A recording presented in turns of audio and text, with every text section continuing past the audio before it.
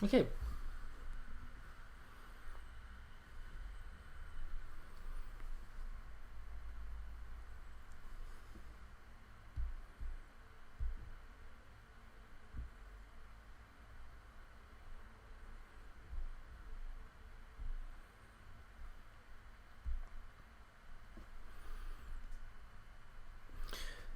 Hello everyone and welcome back to this November session number 28 and 29.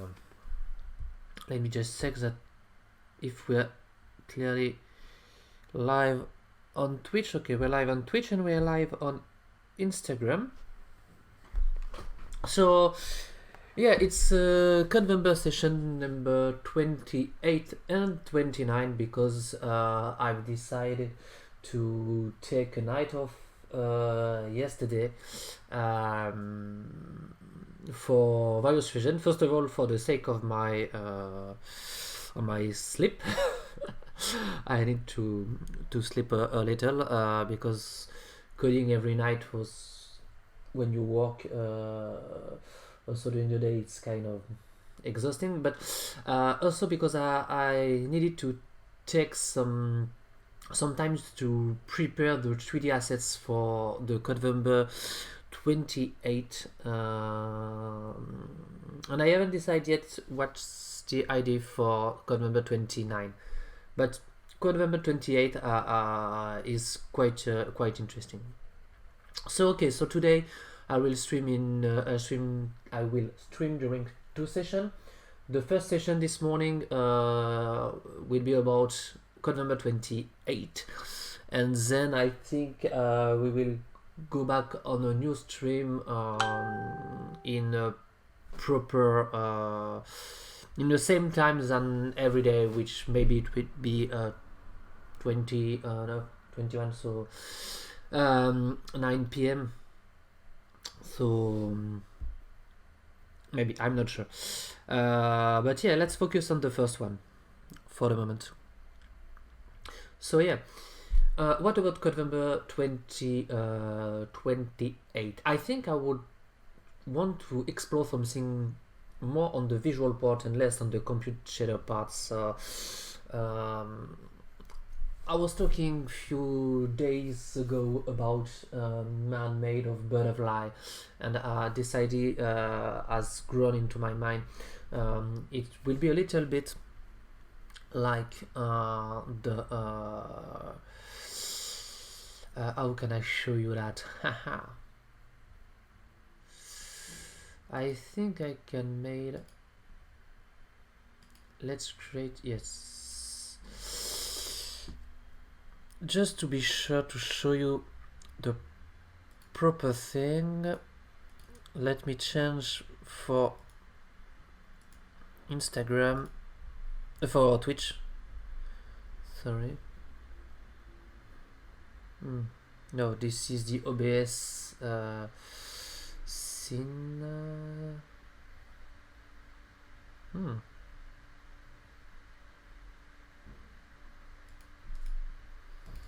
How many NDI do I have here?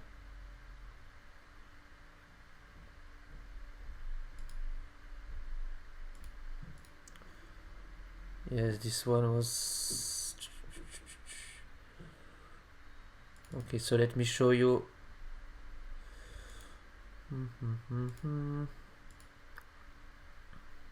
On another way.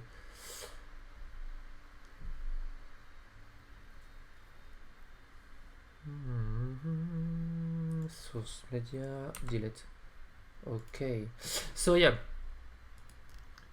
let's go back on Instagram for the moment to show you what I mean. So yeah, I think it will be a mix between the code number 27 and code number 26. We had this little paperman with some flocking, etc., and we also had this lighted man.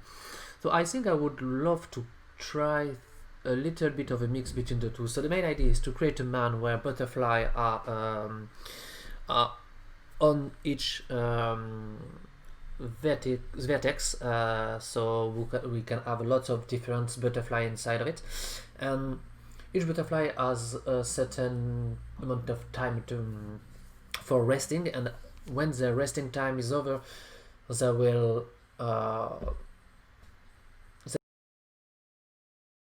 far from the body using the curl noise. So I will not use the flocking. For this one I will only rely on the curl noise, I think. So we could have a little bit of butterfly flying around the body on the curl noise. It could be really really interesting. For this experiment, I've decided to take an asset we've made at the studio last year. It was for this project. This was a butterfly generator. It was for a famous bank. They made an intern event. There was an experience in two parts. The first part was having some kind of an icebreaker, which is an application where people can learn about each other with few questions, and each time they select something, it's creating a butterfly based on shapes and pattern, etc., etc. So it's really simple. We have a lot of generative design on the butterfly, and this is the behavior we've made. So you may notice that the butterfly was made by using 4 planes, in fact. 2 planes for the upper wings and 2 planes for the down wings. I've modified a little bit this in order to get only 2 planes for the wings, and we also have a little bit of a challenge in the shader, I think. So yeah, this is the main idea about that. So for this experiment, for this project, every butterfly are basically animated directly using a simple shuriken from Unity. So shuriken is the legacy particle system in Unity, so no VFX graph effect. We use the compute shader to generate a flow field, but it was 200 of elements animated directly into CPU. And for this kind of experiment, really when we want to have a lot of particles, but only modify the velocity based on a 3D texture, for example, it's the shuriken, the legacy particle, can really do the job. But here, because we are using compute shader in all our experiment, I think we will go back to this experiment. So first of all, we will focus on the way to export our little butterfly and try it in our scene. So this is a new scene I've made on Unity. This is another project I have, in fact. So let me show you a little bit the scene here. I could say something like that, it might be better. Okay, this is another project I have on Unity in order to test vertex animation texture. So if I click play, you will see it's really a simple one, so not too complicated. Oh, let me grab. Okay, so this is a simple scene which I've used in order to test vertex animation texture. So if I show you that, you will see what I want to achieve here. So yeah, my idea here for this project is simply to take our little butterfly and then, okay, let's use the simple one which is here.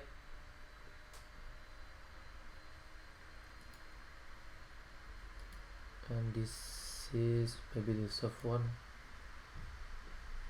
Don't remember which one is the correct one. Okay, so the main idea is to get the butterfly, export it as an alembic, so as an ABC file, Then open the Alembic into Udemy. So I prepared a scene for that, and I will export the files into a vertex animation texture. So by using vertex animation texture, I will be able to have an animated mesh directly into GPU without having anything running on the CPU side. So it will work with our instances, it will work with our compute shader, and with everything. So it will be really interesting, I think. So this scene is only for testing our hypothesis. I've made a test here. Yeah, it doesn't want to. Yeah. So this is the file we would want to export. Okay, so this is the animation. So as you could see, it was animated by the motion designer at the studio. So this is the fly animation. You could see a little bending on the wings, and sometimes the butterfly stop flapping its wing in order to just flow, and then reflap the wings, etc. So it's really a looped animation. We also have an idle animation, because when the butterfly will be on the vertex on the body, I think it could be, let me disable the correct one. I think it would be interesting to maybe sometimes having just some wings flapping in order to give some life. So you have this little butterfly, and then tack tack, it flips your wings and go back to a static position. So this is the two animation. I've prepared a texture also for this. Let me show you on the idle part. So here it is. Of course, this is not correct here, but and for the texture, we will have to modify a little bit the vertex shader right now. This is the test I've made yesterday. It would not be perfect. So this is the texture, and of course we will have an alpha. So for the texture, I need to point out that it's not mine. I'm not the one who's making the texture. I was in a CG Trader, and I searched for a butterfly, in fact, and in the free assets, let me grab the free assets. In the free one, there is this little beautiful butterfly, which I found really interesting, and which is also already animated. As you could see, we have some sound into it, so let me show you directly the file. So yeah, it's already animated. You have a lot of different animation. It has body, of course. It has a lot of different animation. An idle animation, a follow pass animation, flying. I think there is maybe 6 or 7 animations, so it's really interesting. But I didn't want to use this one because it was interesting, but I didn't want to have the body. I want something really simpler because of the size of our elements. I think it's not necessary to see the body, and because we already made a butterfly at the studio, so I think it would be better to reuse this one. But I've downloaded the file from Travis Davis on CG Trader, and I've basically took this. Yes, I took the texture, and I think we will modify it in order to add more color, more specular, etc, etc. The texture has an albedo, it has an alpha cutout, and a normal map. So okay, so I think this is all for the introduction, which has taken us half an hour. So we need to export this little guy here. Okay, let me open my working folder right now. So where is it? Animated flying texture. Let me remove all ABC file here. Okay, so let's take this file here. No, as you can see, this is the file from Travis. It's also really interesting because it's ready for Octane. So if you use Octane renderer and you want to make a beautiful animation of a butterfly, it's really interesting. As you could see, the flapping is really speed, and it's really great to have this little thing here. I didn't want to remake the animation on our little guy here, but as you could see, now the flapping on our animation might be a little bit too slow, but as we work with vertex emission texture, we will be able to change the speeds, which is really interesting also. So yeah, let's take everything. So I will take the idle first, and let's close also this one. I don't want this, and open a new file. Okay, you might notice that I've reset the PSR and I have 125 frame. Okay, so this is my frames. It's a loop animation, so this is the idle. Okay, and let's export our Alembic file. I will put everything directly here. So I have an export file, so it would be better to handle every elements. You can see various tests I've made for the texture, because we would have to tweak a little bit to having an interesting way to have the texture on the two wings. I will explain this later. So let's take the idle.abc. Okay, that's okay for the idle, and let's take the fly now.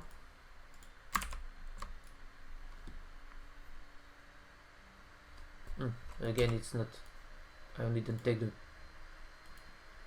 proper one, so let's take the fly. Okay, and this is the fly.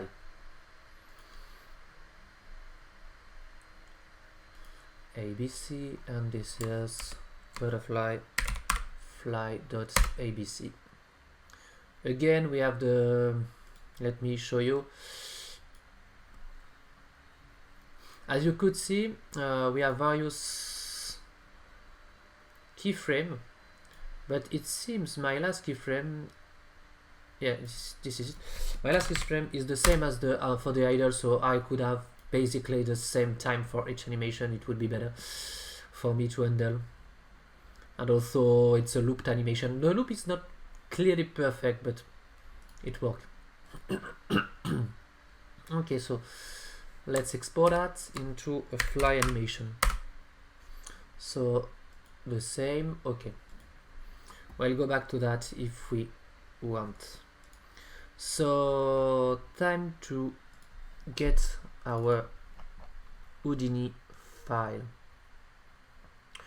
So as I said, I prepared the file already, so I will open it.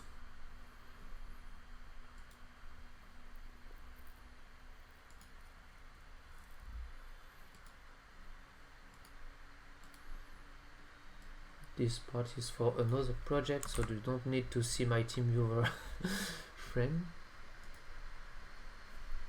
Cool. Okay. So where is, yes, this is Houdini. Okay. So sorry for Instagram followers, you will not see all the all the interface. No mind. So in Houdini, I only use two things. First of all, I have two elements. I have two geometry, the butterfly. So let me just grab that here. It would be simpler. So I have butterfly fly and butterfly idle elements. So this is the two. I will change the alembic because the alembic is not the proper one. So let's get the alembic. we're in the export, so this is it. I think this is it, right? Yeah, so this is the fly and this is the idle. Okay, because I respect the same naming convention, it's okay. So Udini does not display the animation with the same speed. As you could see, it's really it's too speed. We are nearly at 60 frames per second, and the 24 we are on Cinema 4D, so it's not perfect, but for the preview. But as you could see, we have a little animation here, and something that I found a little bit strange is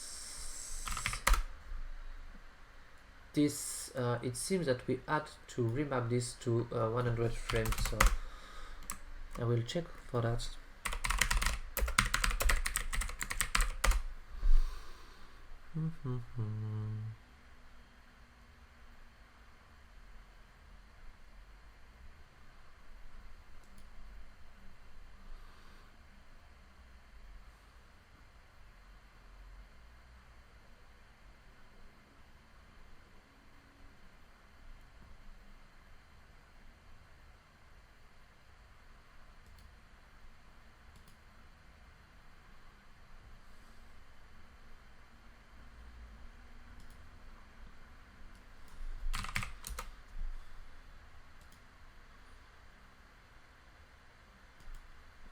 That's it.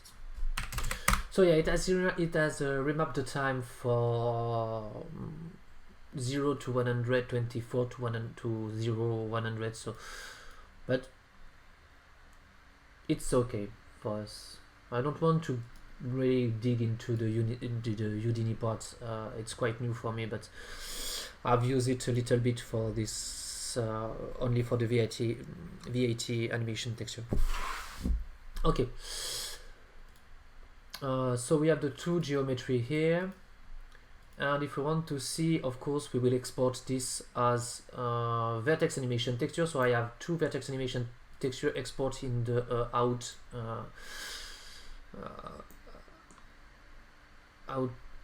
let's call that channel, and in this one, let's talk about a little bit the type. So let's change the music a little bit, because having some kind of electronic music running in my ear, it's kind of disturbing when I try to think a little bit about a project. Yeah, a little bit of Duke Ellington, more easy. So yeah, vertex animation texture. We've covered this part a little bit on the previous stream. It's allow me to export NavBX plus an animation plus a texture which can get the animation into it. So the main idea is to have a texture which can describe for each pixel the position of each vertex. So you have on the y-axis the vertex, and on the x-axis the vertex, and on the y-axis the position for each vertex. So this is the texture, and you are the same for the normal. So this is the basic idea for that. And we have different type of topology for this. We have a rigid body, we have a fluid, we have sprite, and for our elements we are basically using soft body, because as you could see, the topology of our mesh change over time. We have some bending, so it's not fluid because it it's not breaking down. It doesn't have a volume like a fire, like metabol, like something like that. It's also not a rigid body because the topology is changing. It has some bending, so this is a soft body, and of course it's not a sprite. So I've handled these two. I prepared these two vertex emission texture exporter. The texture size is 1024 because we don't have a lot of vertices. I think we only have maybe, let's check, how many elements? Yeah, we have 242 points, so it's really easy.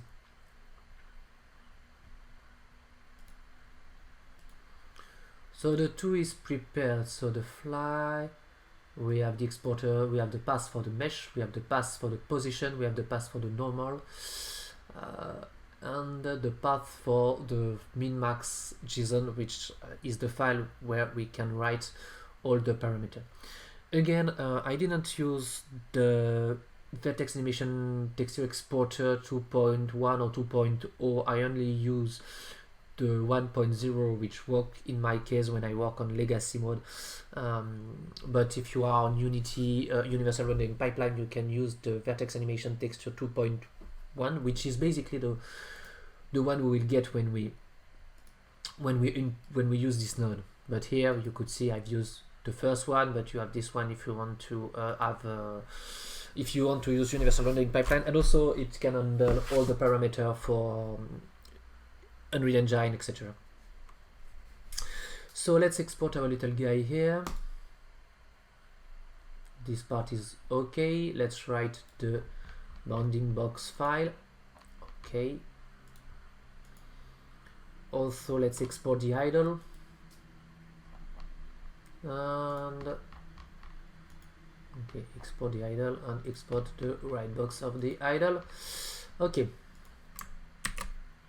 Saving the file, taking back here. So this is our code member, but I will go back to the experiment one.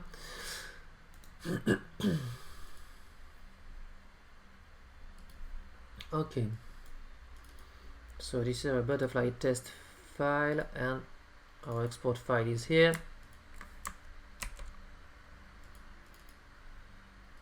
Okay.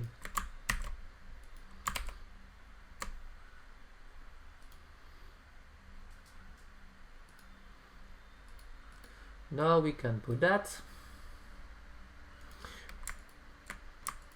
Things to remember is, and now I will simply try to change my layout to Instagram stream so you could see this part. So yeah, the most important thing when we try to work with vertex animation texture is how we import the texture. It's really important. As the texture describes the position or the normal position for each vertex, this texture need to be import with specific parameters. So we don't want to have the sRGB conversion because it will change the value. We don't have to use the alpha source. We don't want to clump the texture. We want to have a repeat mode in order to be sure to repeat the texture along the UV. We don't want to have any filtering, because if you use bilinear or trilinear, the pixel will be blended with the one on the with the neighbor. So we want a point, so which is a no filter, so the pixel has only the texture which is embedded inside the pixel. So basically I'm taking my all my texture imported from Houdini and use them as a sprite, but it can be also a default texture. So if you want, we can simply say it's default, it's a repeat mode, it's no filter, and here we don't want to use any compression. And for the texture type we can use default for, yeah, because here, let's go back to default here. Okay, so if you want to use default, we need also to disable the MIP mapping, of course, and non-power of 2, and disable this sRGB. So now it might be working. Okay, so I've put my mesh here, so let's go back to the scene. I've taken the fly, so I have my little shader here, which is my vertex animation texture shader. We will go back into it later when we will code our experiment. This is only for test, so I could put the normal texture here and I could put the position here. I will open the bbox in order to get all the data. So the most interesting data is basically the bbox max and the bbox min, which define the bounding box of the model. So it's really important to write them into a file. The method here describes the method of the export. So 0 will be soft body, 1 will be rigid body, I think 2 is fluid, and 3 is sprite. So go back here and put that. So this is my bbox min, and I will remap it into unity unit, which is divided by 100, making the same here for the min divided by 100. Okay, so let's try that into our butterfly, and now we have a flying component. So as you could see, this is the main problem with our shader. By passing our little guy, by exporting our little animation into an element, then passing it to Houdini, it changed the UV in order to be able to read all the data into the texture. And now my texture for the wing is really not perfect, so I will need to create a custom UV for that. I've tried to modify the UV into Houdini and into C4D, etc, etc, but as I'm not quite fluent in C4D or Houdini or Blender, 3D modeling is not one of my is not my areas. I'm more fond of generative coding and generative mesh, so I could basically rewrite all the UV in code, but using tools, sometimes I'm a bit lost if the motion designer from the studio is not here to help me. So yeah,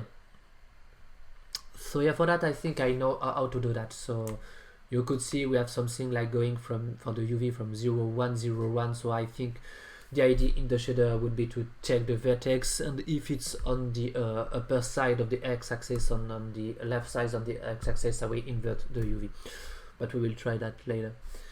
And as you could see, we now have this behavior, so this is really interesting.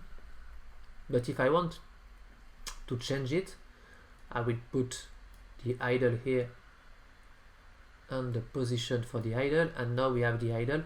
But you might notice that from the idle to the fly, we have a little bit of change directly into the position. Why that? It's because let me show you. So changing the position here, you know that you've seen that we have a little bit on an offset, and this comes from the export. Even if our two meshes are on the same axis, because of the bending, etc, etc, it doesn't have the same bounding box. So I will need to create in the shader two value for the bounding box. Okay, so let's start with that, and let's try to work with this part. Okay, going back to our little scene, first of all, let's import our little guy. So we have the idle, we have that, so I will take that part, and first of all I will try to import everything. So in the model, in the geo, I will create a new butterfly.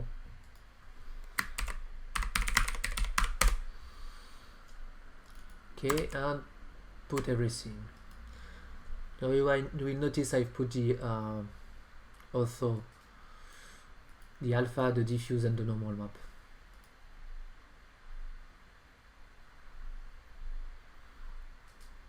Okay,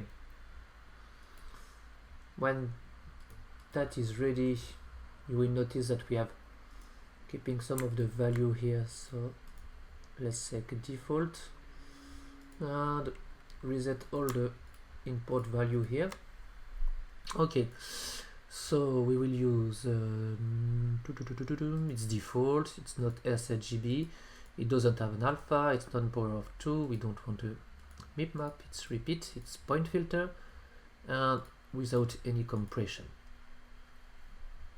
Okay, now we are ready to work with that. As usual, creating a new scene, 1128. Yes, this is the proper one. Duplicate the material. Okay. And now I will have to duplicate the script. Okay.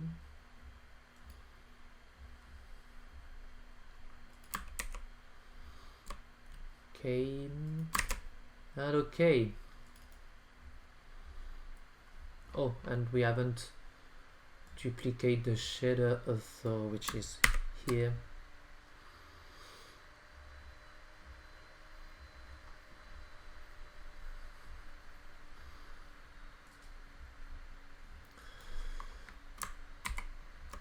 And now let's open every element.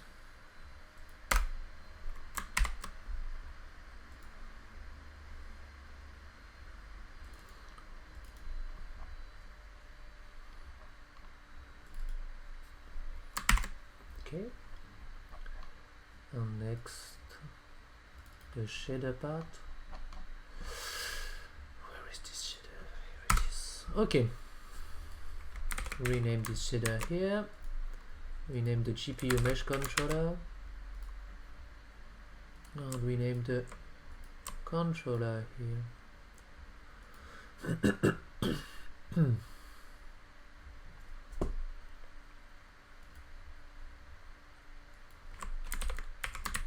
Okay.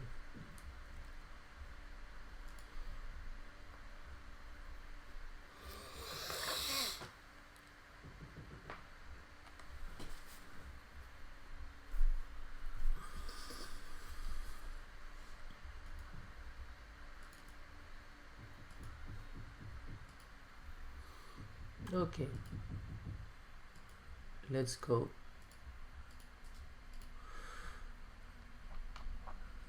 A new controller is here.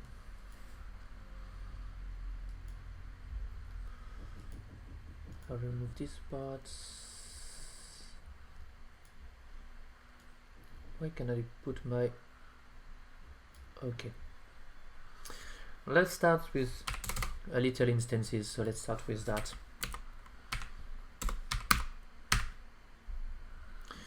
Let's take the same size for the world. Okay. Go back in the model. We will try the fly model, so it will be static. Let's try a min max size of 1 for the moment. We'll put the material, which is the 1128. Color. Let's put everything white for the moment. 1128. And for the ramp, let's try the same ramp, but for the moment, because everything is the same size, it would not change anything. Okay. We also need to change this little material here. So it would be something like custom. Okay.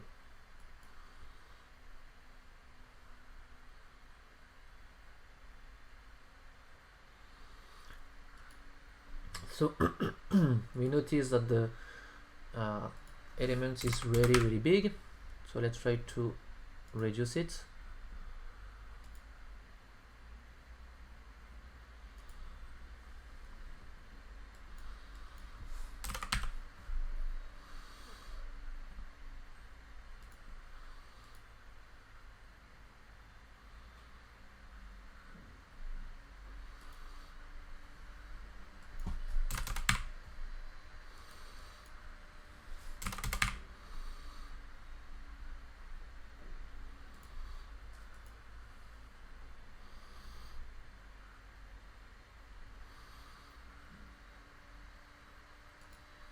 Okay.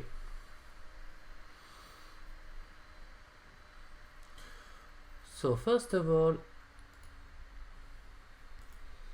let's remove that. Let's put a little bit of texturing into it just to be able to see things.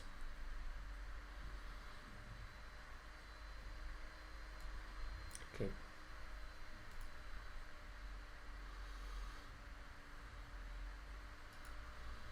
Okay. So that's okay. And let's add 100.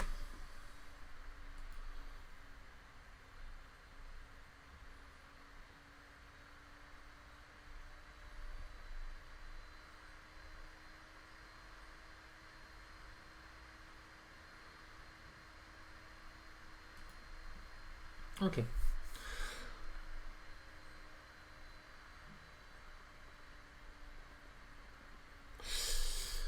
Okay. So first thing first, I think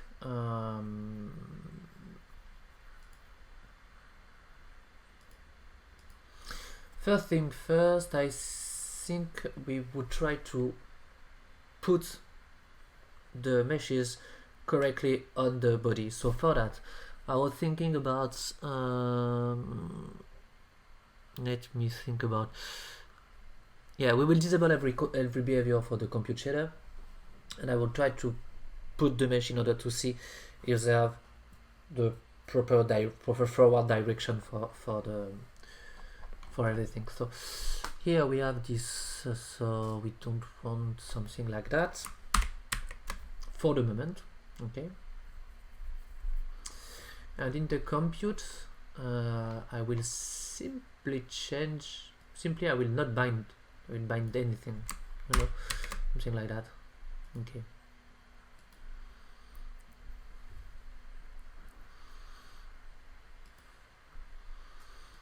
So now the shader is basically empty. Compute shader. Okay. So we could see our detail elements here. Let's use less of them.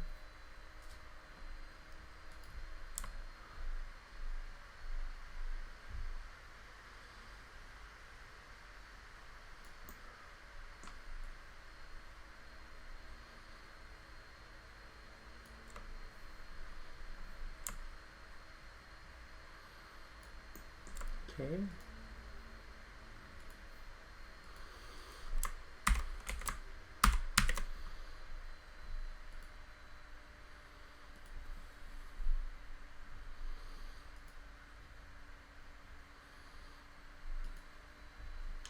As you could see, we are clearly not moving in the proper direction when we use the rotation, so it's clearly not perfect. And I think it's because in our animation, in our system, the forward is basically the y-axis, and in Udemy it's z-axis. So as you could see, clearly we are not following the direction of the elements.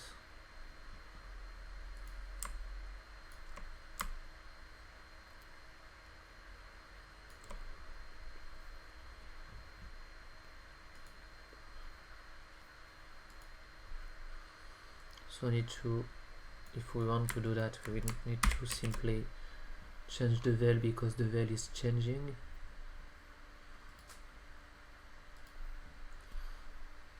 To be able to see the proper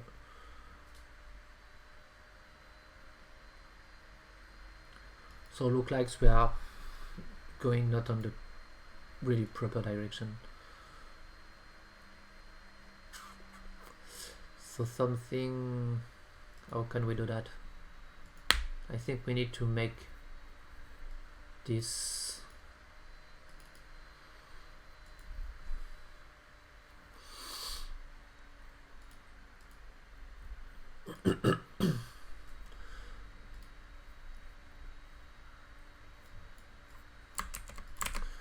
So maybe something like that.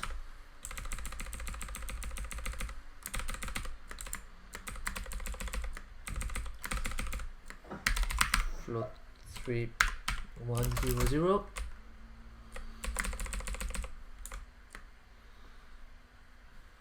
And let's say p multiplied by, so the half of the p. Yes, p is defined. Does it change our orientation or not?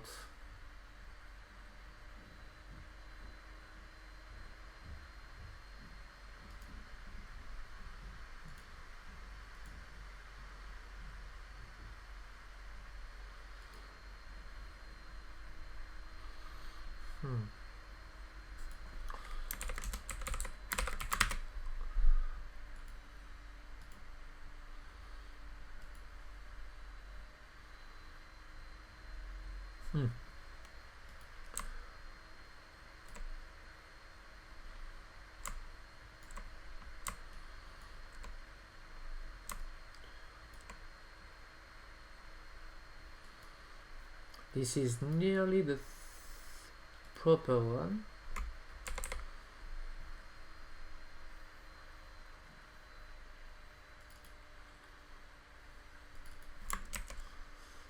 Let's fix the size to see correctly.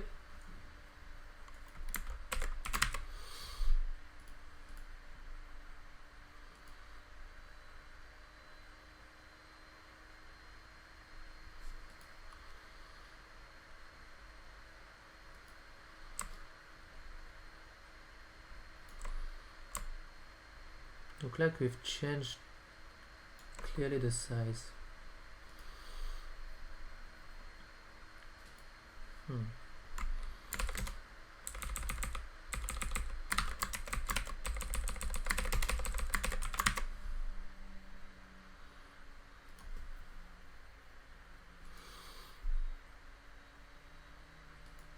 Whoops.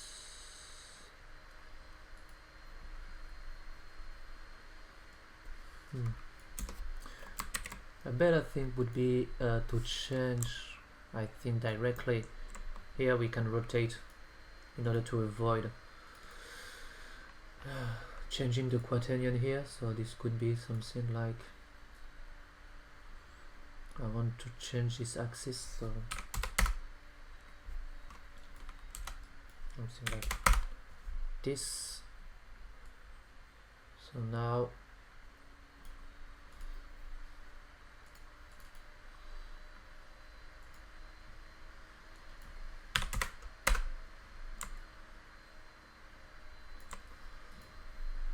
okay, go back to the out. The B-box is deactivated, so okay, this B-box, okay, as it will reset the B-box, I need to export the B-box also. Okay,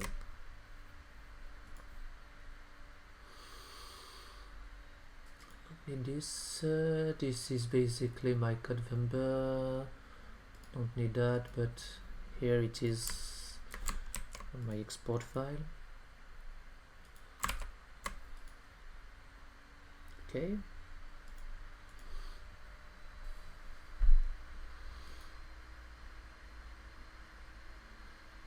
okay,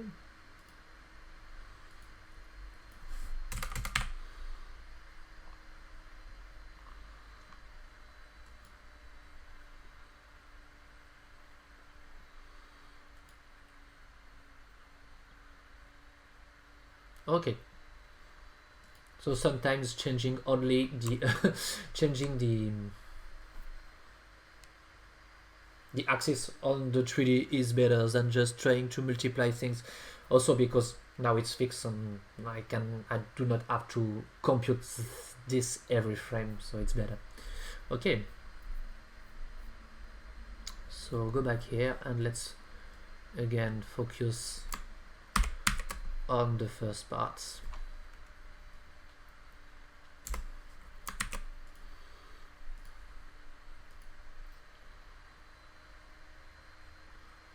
So now I have this little guy here.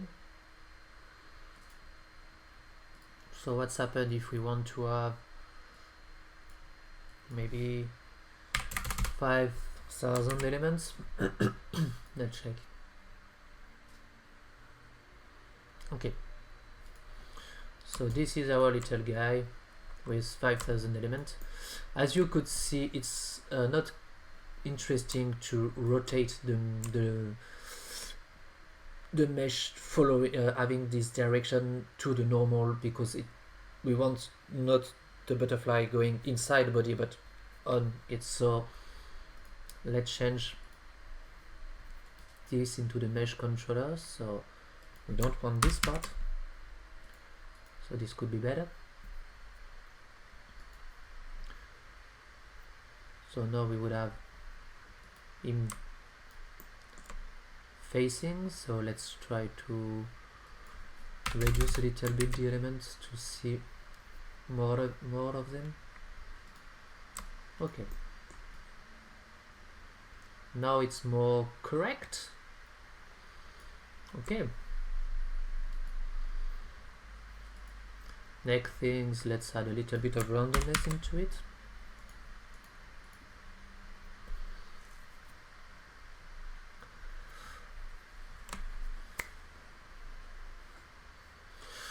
Okay.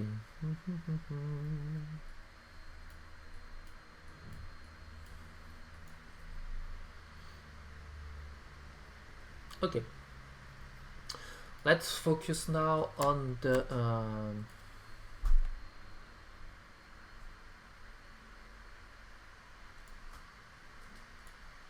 rotation is between, yeah, it's between 360 degrees, so it's okay. Let's focus on the behavior now.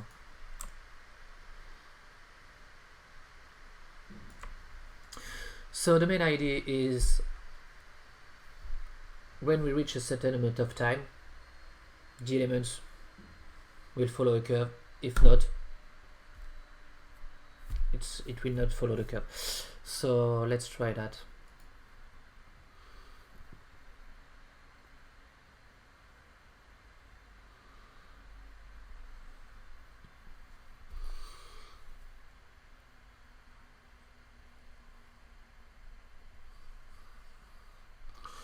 Let me think about it.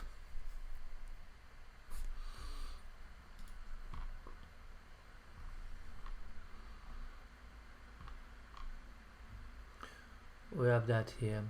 Okay, first of all, let's focus on this. So let's put the same thing. So the main idea for me, let me think straight a little bit. So we will have a timer which we have here, and when we reach the end of this timer, we want the elements to follow the curve. If not, it will stay fixed. Okay, that seems to be a correct system.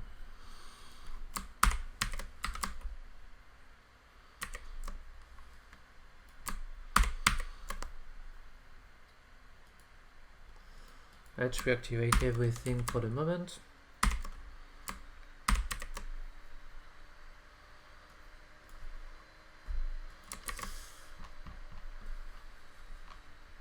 So we have this for loop, we have this loop counter here, and I think this is the, as we made for other experiment when we try various timeline, etc. We use that, so we will use the same properties. So there will be basically a new flow 3. So I will reset the velocity. And reset the acceleration of okay.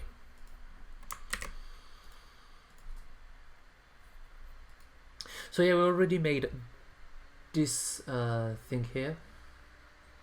So now, as you could see, when we reach the time, it's changing. It's reappearing. It's reappearing. Yeah, it's reappearing. And it's reappearing because we used the norm time here for the color. So now it will be fixed. Okay. So we already use these things in a lot of other experiments. So the main idea is to taking the loop time, okay, and we will check the modulo between another value. So for example, a modulo of 2, and if it's 0, our element will be fixed. If it's 1, our element will flow. So basically, it's a way to say timer 1, timer 2, timer 1, timer 2, timer 1, timer 2. So it's a pattern. So let's try that. This would be happening here, okay? So if a loop modulo of 2 equals 0, this would be else. Okay, so this would be basically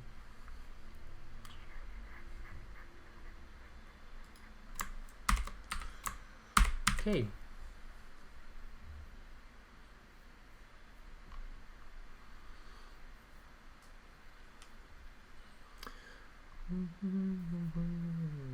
This goes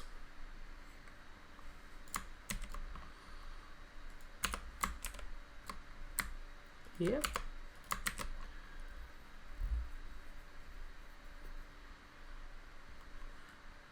This goes here.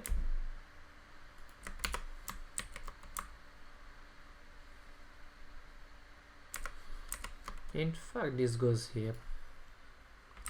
We're only changing the position, but every time we want to all the time we want to change the rotation, because we want to follow the rotation on the elements. So we will simply say that the position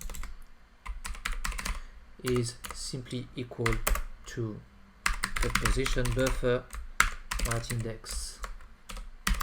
Okay, seems correct for me.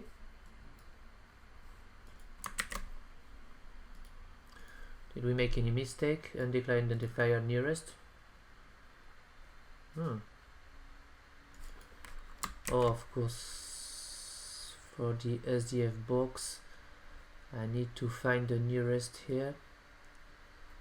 So the edge is applying for everything, so let's set the things here.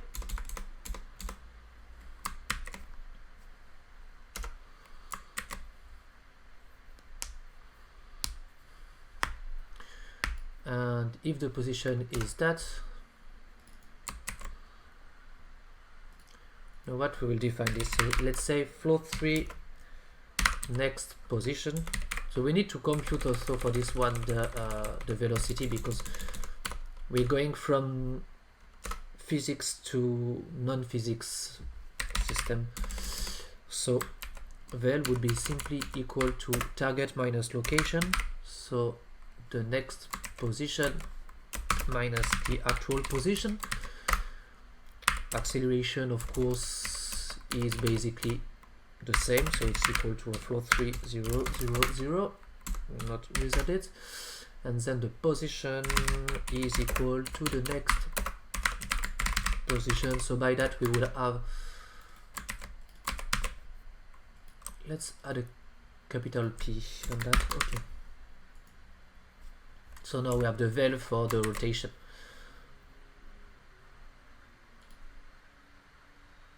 Okay.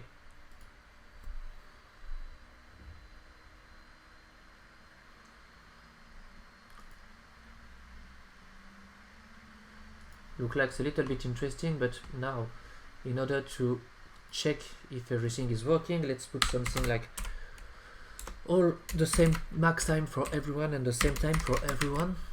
So we would see if we're really having this ping pong system.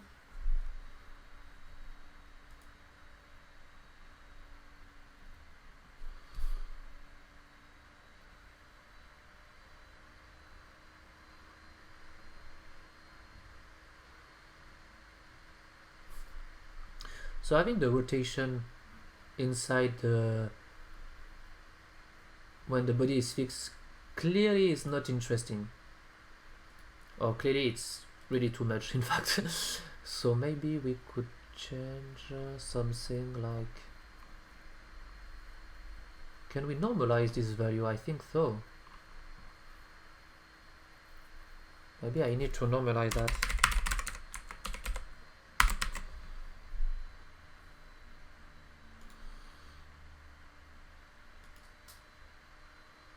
But we would have the same thing here because it's already normalized.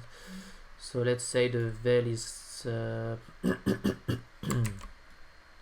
updating.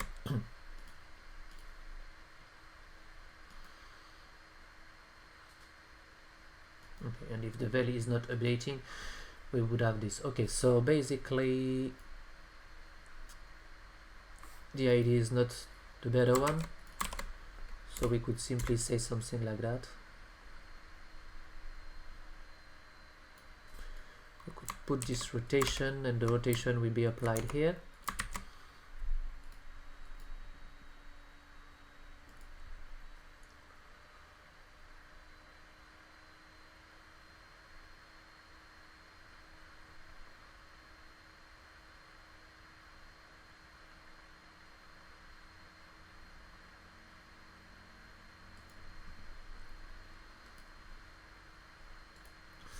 So as you could see, the rotation is clearly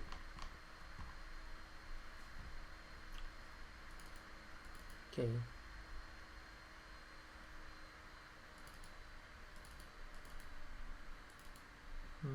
Let's think about it a little bit.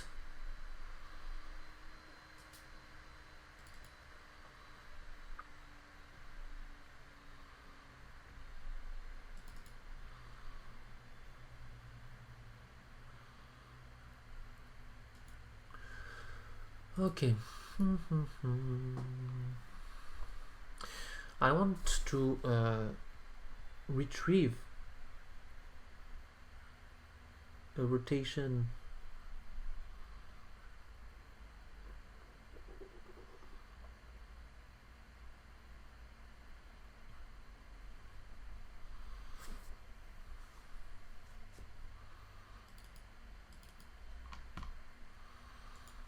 Maybe we want to say something like starting with 0. Let's check that.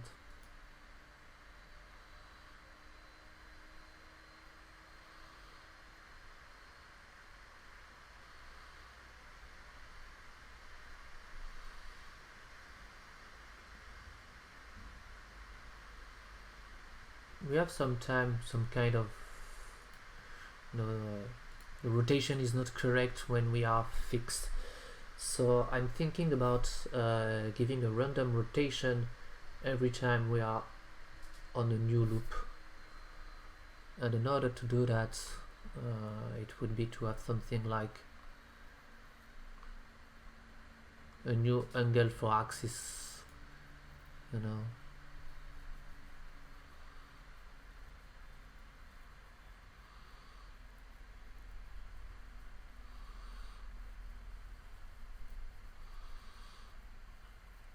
Let me think about it.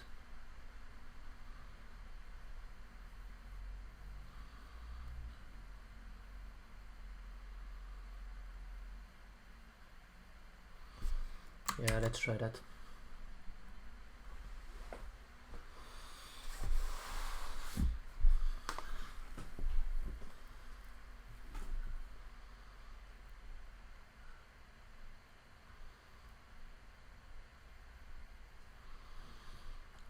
We have an up vector, that's okay, but when we try the dot product between that is not correct.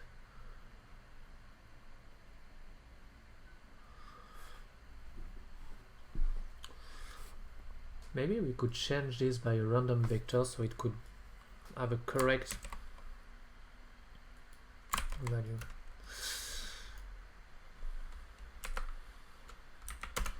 Because basically this, I think, this doesn't work here because we have a velocity of 0. So let's try to have something different. So for example, something like using the random. And this one is fixed.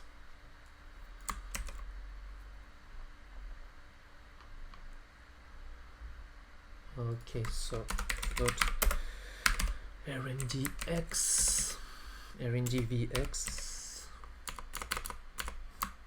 could be equal to a random.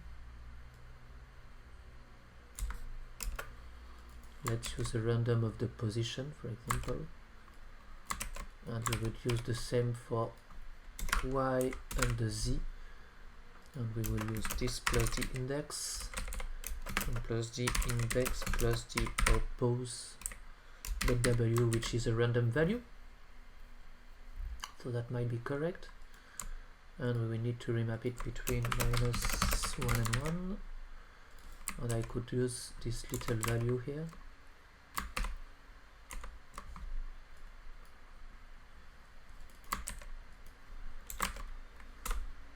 Y and Z.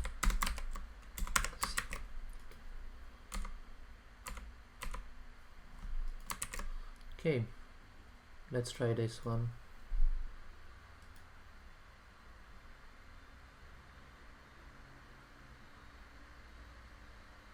And it's correct. Now we have some random value, and it's flowing and it's random and flowing and random and flowing and random, etc., etc. So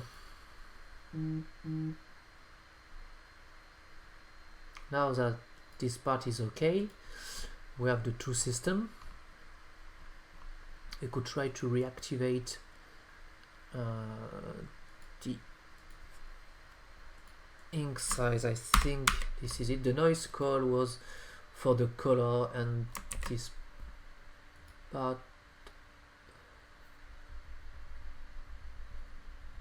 let's check the instance header. Where did we use?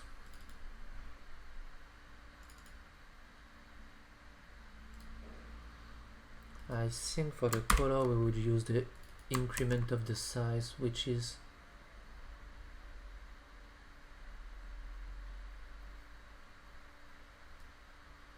something like that.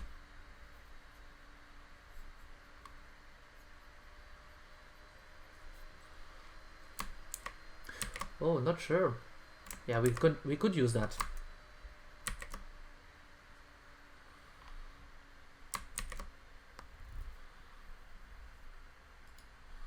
As you could see, all our little butterfly seems to be, does it scale down when they go to the edge or not? Doesn't look like. Look like they're disappearing. Oh, of course they're disappearing because we have disabled this part.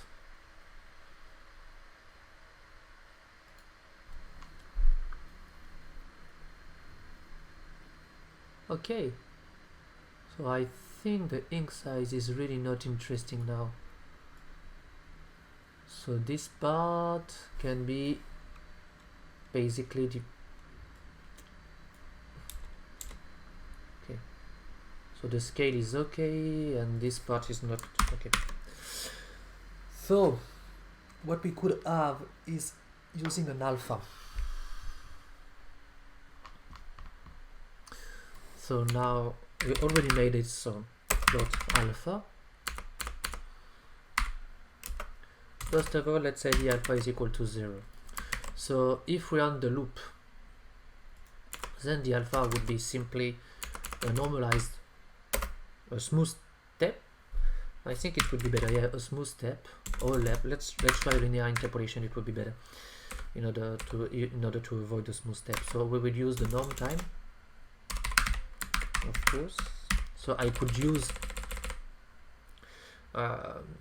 let me explain later, between, let's say, 25 and 1 and say 1 minus.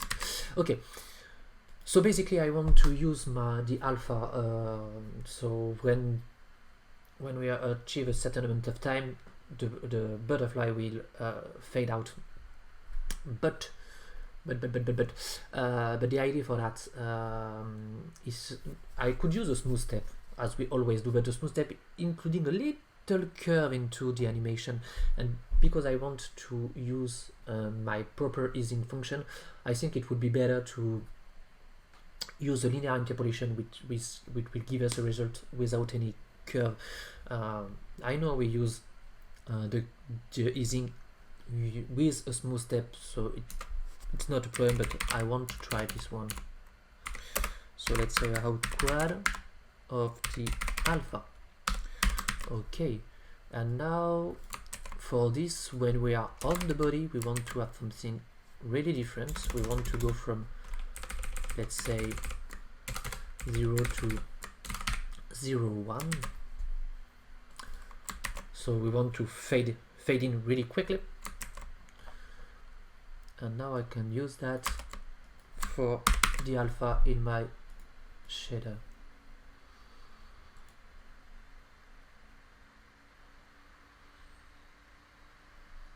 And the fade out, fade in.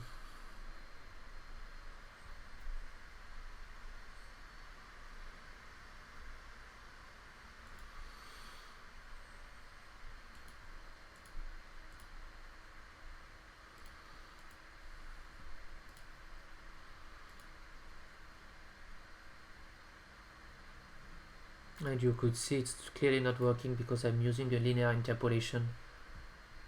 And no, it's not working. Of course it's not working. I need to use a smooth step. I was mistaken by the linear interpolation is not the best way. The linear interpolation is basically going from 0 to 0, 1 during all the time, during 0, 1, but the smooth step is going from 0 to 1 during this little amount of time. So the smooth step is clearly the better solution, the correct way to do that.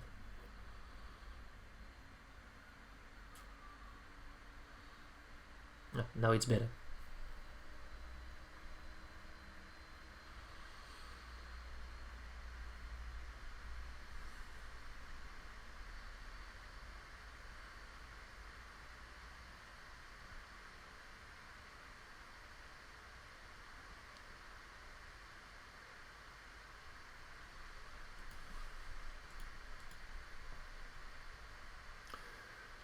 So sometimes we also have some little difference into it, so I think it's because we're computing something after all the parts. So let's get an old shader.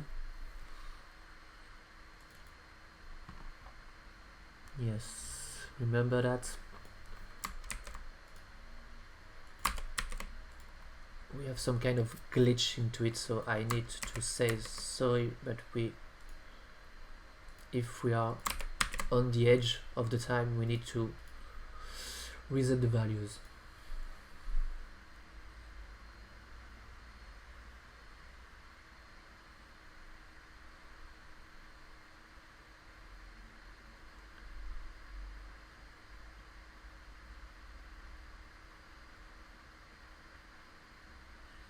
Seems correct to me. Okay, so if you want to see if it's working properly, in order to have a little offset for each element, we could say something like that. For example, we could have a little time. So maybe we want for each element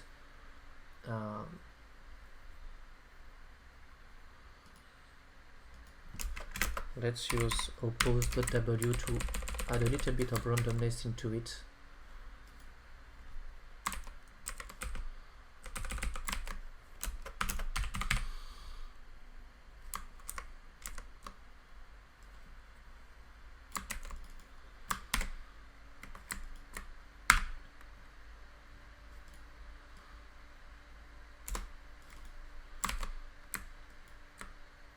Okay.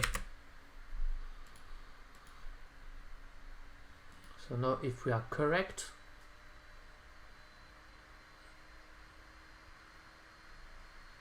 now it's reappearing.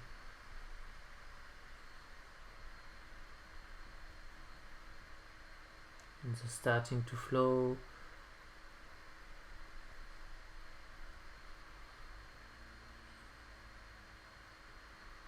It's kind of interesting the way it's not what I've had in mind at first, but I think I will go with this one because we have this looping time. I wanted to have a man full of butterfly, and sometimes some of them are going away, but it's kind of interesting to have that.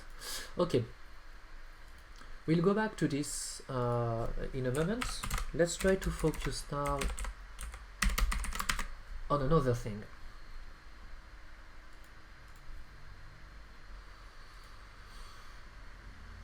So it's nearly 12. So okay, so we have all the global elements. Now we need to work with the vertex animation texture and directly work into our shader. So we will need various things. In fact, let's go back to another experiment where we use this.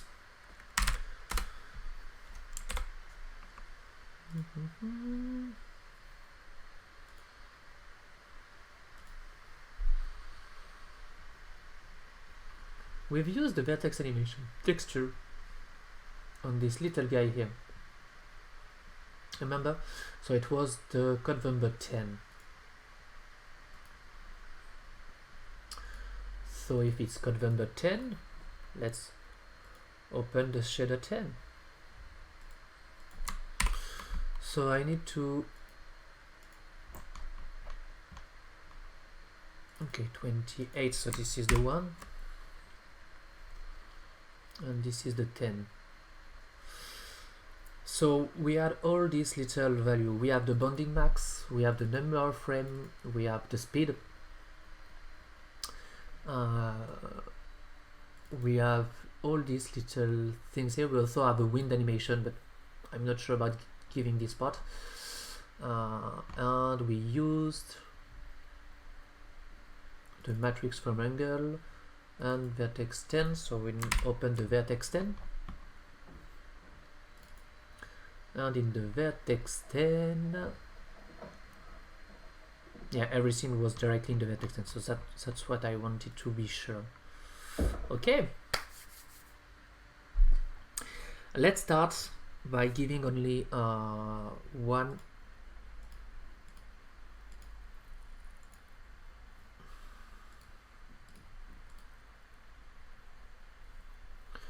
Okay.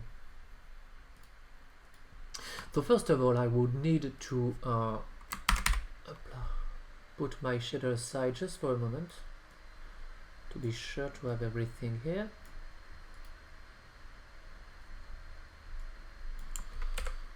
Okay, so let's get rid of this part and this part. Let's add this. Okay, so this one used the 25 vertex shader, so I will save this as the vertex 28. So the difference between the two, okay,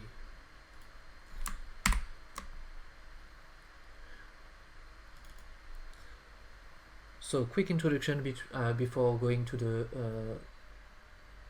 I won't open the proper one. Okay, so the quick introduction. So I would need to change a little bit the vertex animation texture we made for our flower guy animation, because when we use the flower guy with vertex animation texture, it was only going from 0 to 1 and with only one animation texture. But now I want to go into two type of animation. Okay, and I also need to remap the UV. So I want to have an animation when the butterfly is on the vertex, just flapping a little the wing, and another animation when it's flapping with more speed in order to fly. So let's try that. So this is not rock but matte property, in fact. Okay, so first thing first, let's change this guy here, and we know we need various things, so we would need, let's say, the matrix. For example, we would need, for example, everything, so it would go here. The main text, the bump, the color, the ID, the screen pose is okay, the data, the oppose, the word reflection is okay. Let's go to the VAT. Okay, so this is the vertex animation texture. So we retrieve the values we used. Okay, the wind animation, I will not use it. I need to change the render type, of course, because we have an alpha texture, so it will be a render type cutout. The Q will be the alpha test.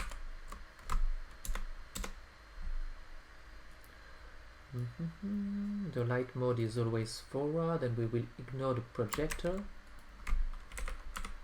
I hope it will work, I'm not sure, but I think it will work. Okay. The blending will be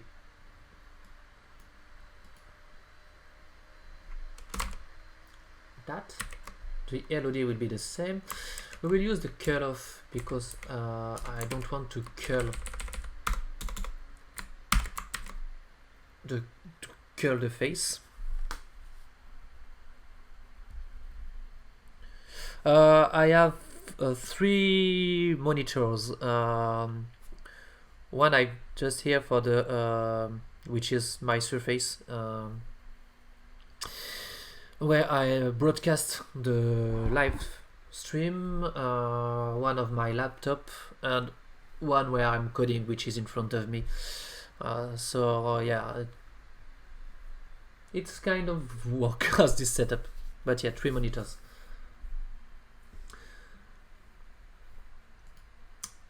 So this is it. The input is correct, and all these other value will be basically into the vertex. So we have this, the post text, the wind, I don't think I need it.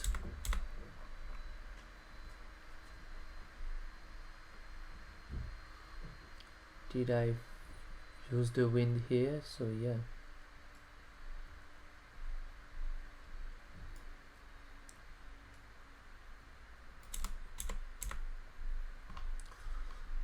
Okay.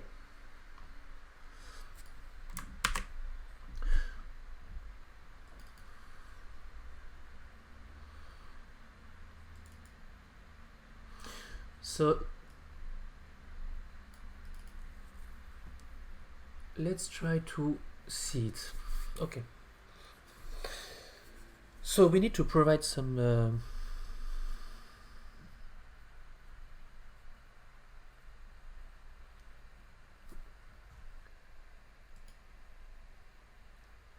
is it like a TV or a monitor? It's a monitor. It's not a TV. I just have a monitor.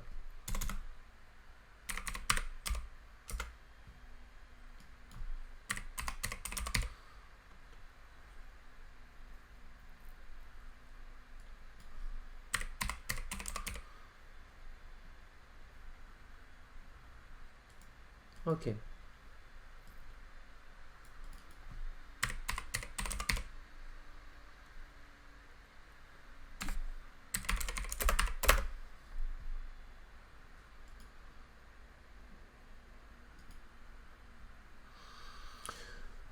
So yeah, we need to provide some values here, especially for the time data,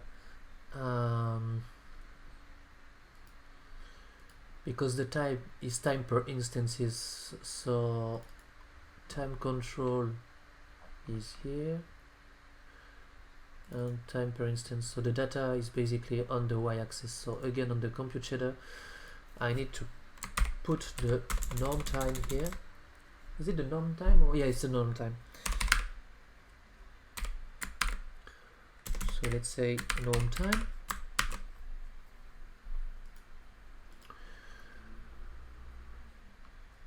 And by simply saying that, I would be able to have my vertex animation texture working.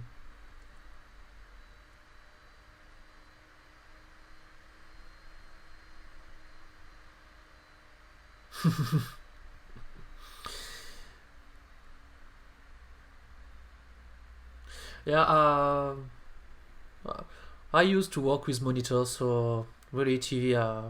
I don't have anyone. I use monitor at the studio. Sometimes for installation when we are working with some heavy materials, we work on TV, but it's really not that often. So that's why I'm using monitor. I'm used to it. So mate 22, and I need to provide the texture and the values. So go back to the model.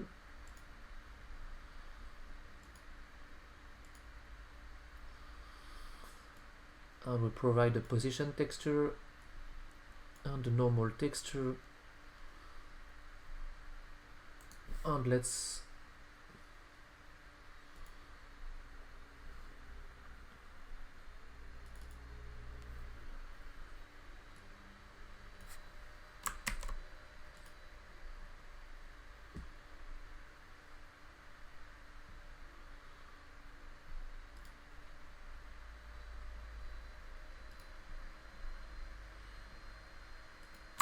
bounding max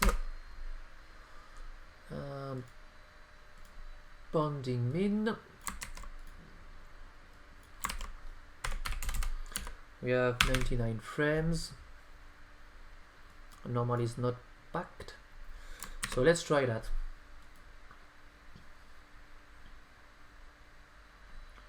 It's clearly not working.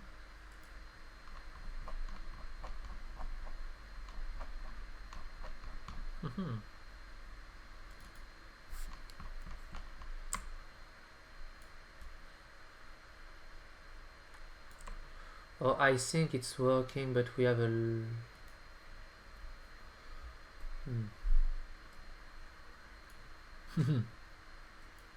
I know what's happening here.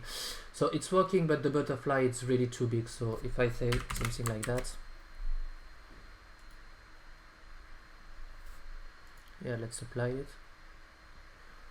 So we don't see it, but the butterfly is getting all the size here. For example, this is it. So you could see it's really big.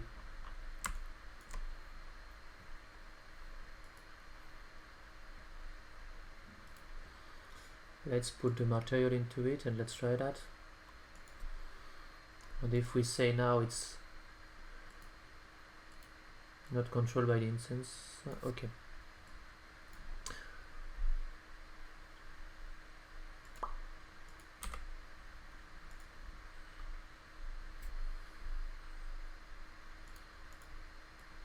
So let's refine.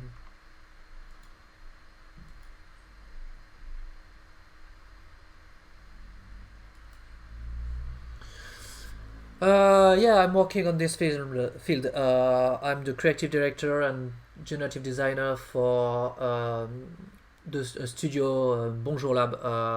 We're not working in the video game field. We're working more in the tech art field, more new media and interactive installation.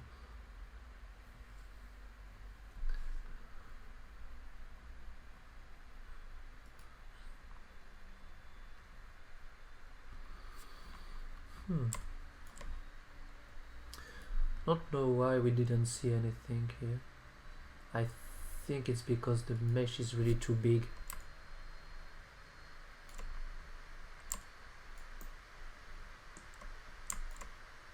Let's try with less elements.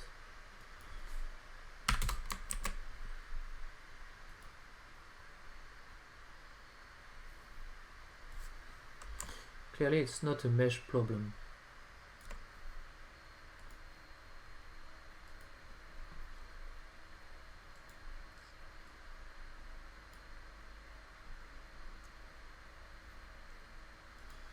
The position. The normal is okay.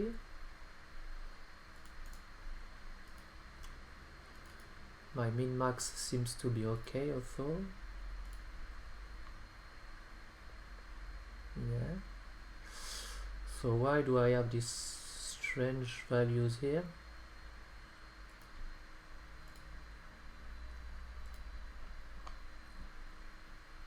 .28, so it's okay. We are coding the vertex animation texture.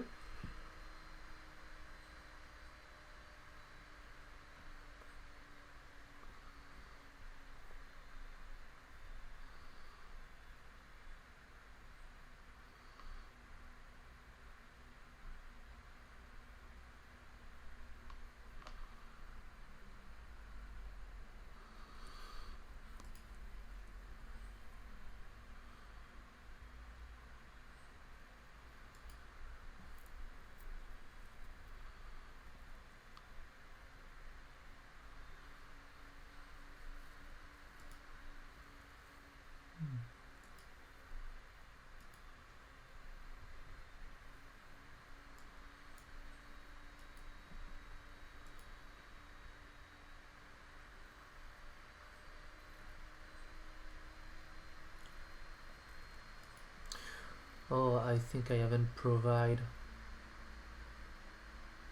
I forgot something. I forgot something, especially because of this this thing here. So of course I forgot to provide the cutouts.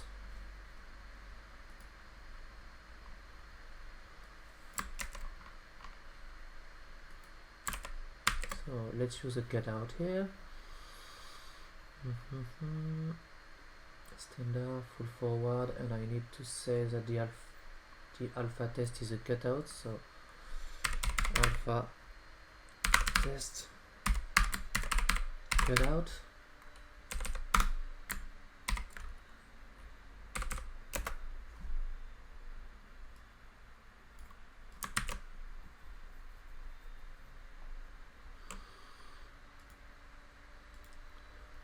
It might be the problem.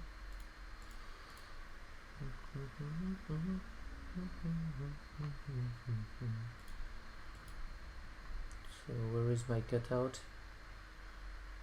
Yeah, the cutout is here, so I will need to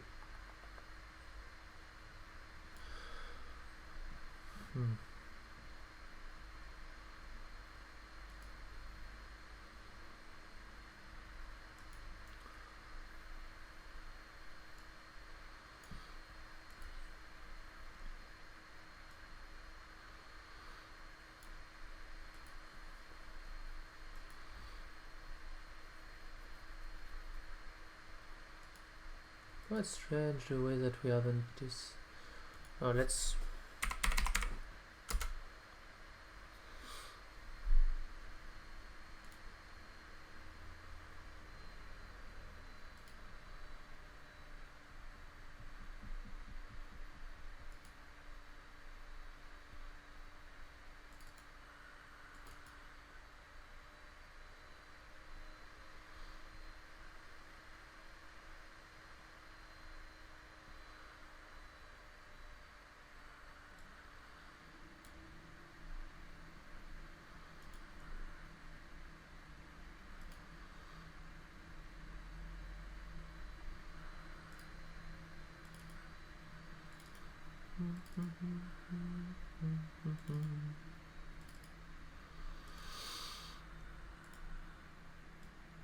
I will use the alpha and I will use the diffuse.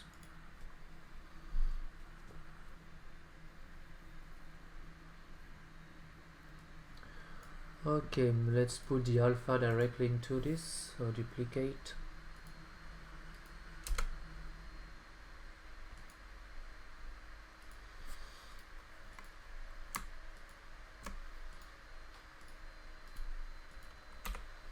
Okay.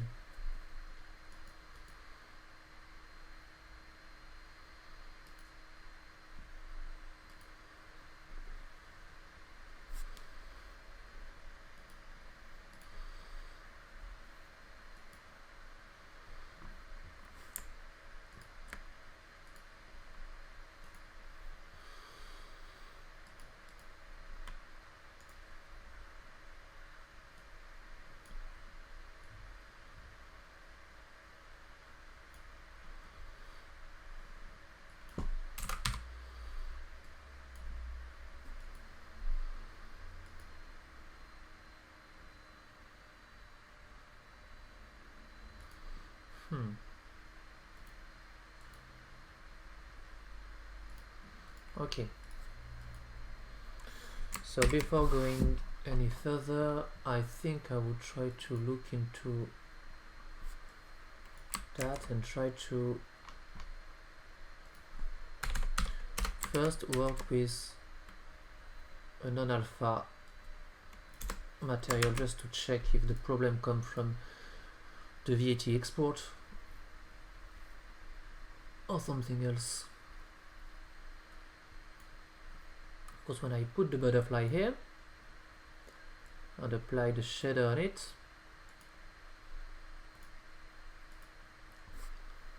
so let's go back here, it's clearly fully exploded, so I might be updating the problem here.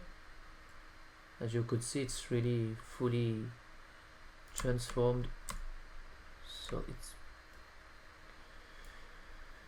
clearly I have a problem. But if I say that the butterfly is the size of 1, let's try that. Yeah, that's the problem.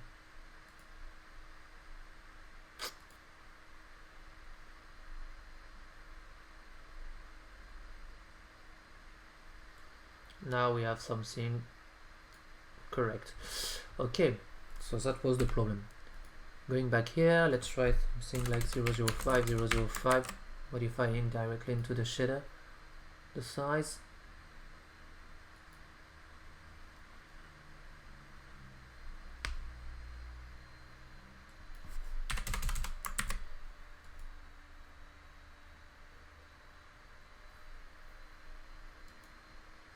Clearly we don't see anything. Quite strange. If I put another material into it, this is okay, but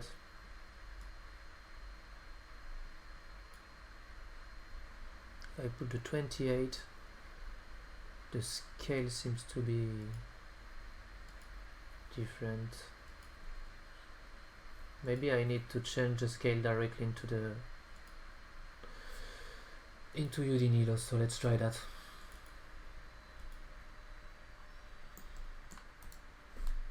I'll choose another transform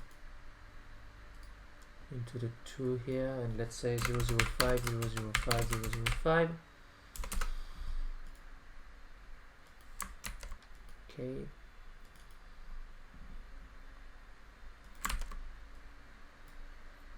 Okay.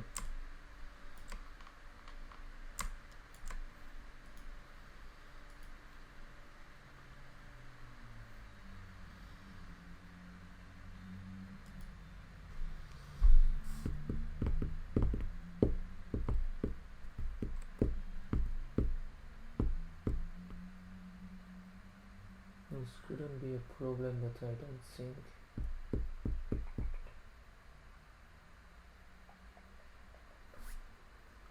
Yeah. Let's try that. It's easy to try, so let's change the fly. Let's render this. Again, render this one. Render. Okay.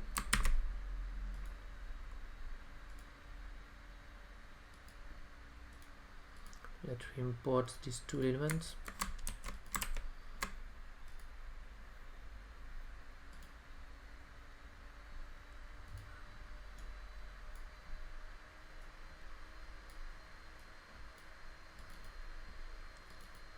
So now it's a small one, and if I put the material into it, I will need to change, of course, the bounding box value.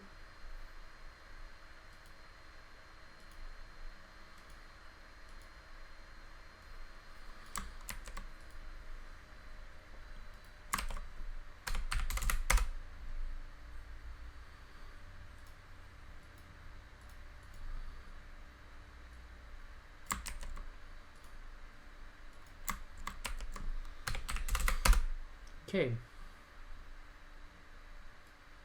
Does it work now? Let's try that.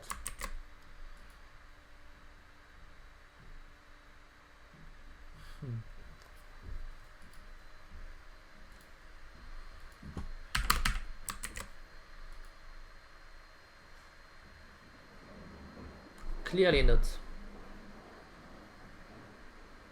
It's kind of expanding really big.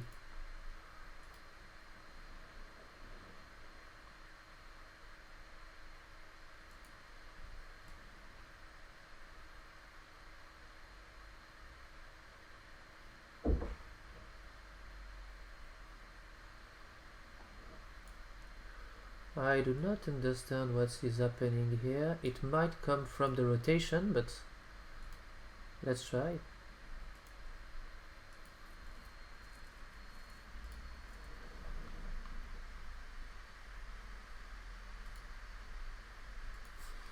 Let's deactivate the scale and the rotation for the moment.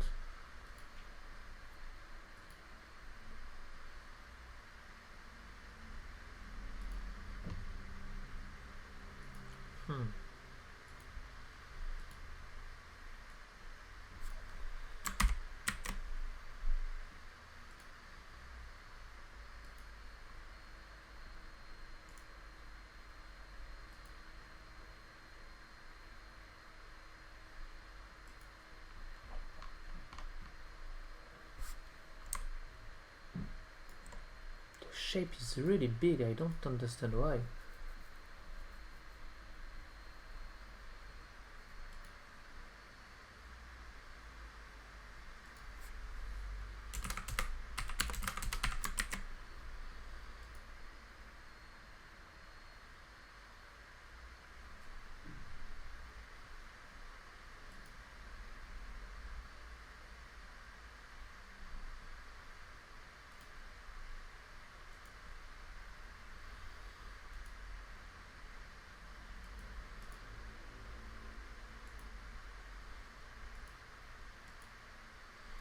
We use the proper mesh, so that is okay.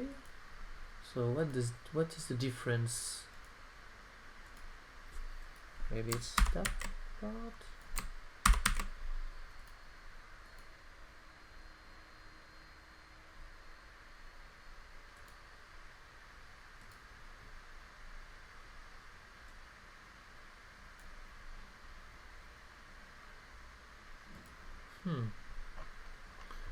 Clearly I'm not understanding what's happening here. Look like the mesh is really big.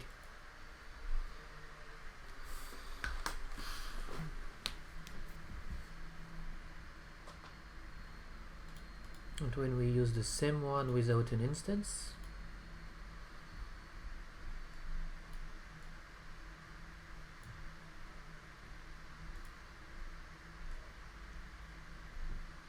well, that is okay.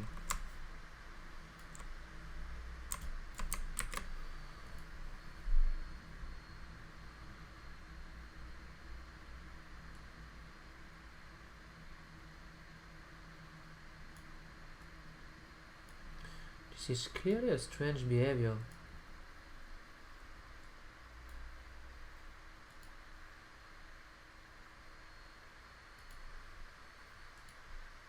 Clearly the instance one, even if I don't go with the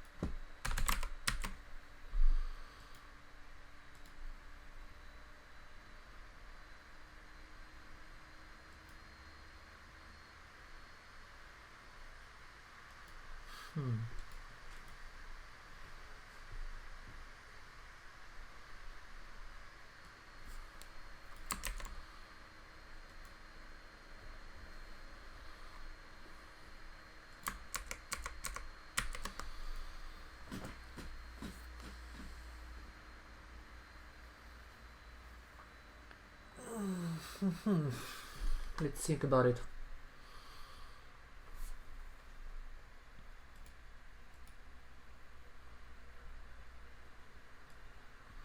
Let's remove the discard for the moment. Let's remove all the things. Let's say we want to have a float 3 1 1 1. Okay.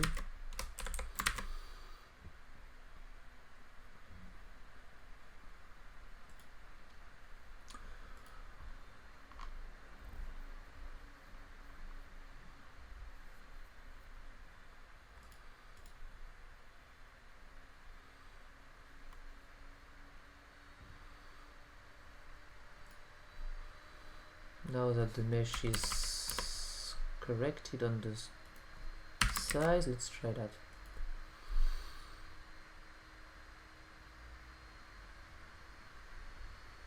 Okay. We clearly have a size problem, which I don't try to... What's happening here? I'm not sure about that. This is a size. As you could see, you have a lot of elements here. So why does the size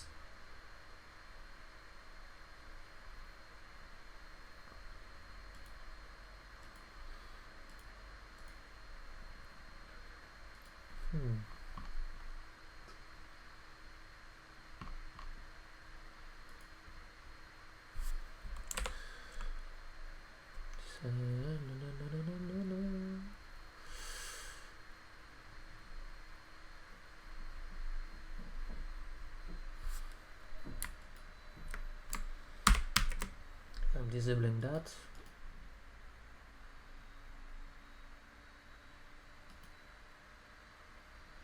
Yeah, of course. I need notifier.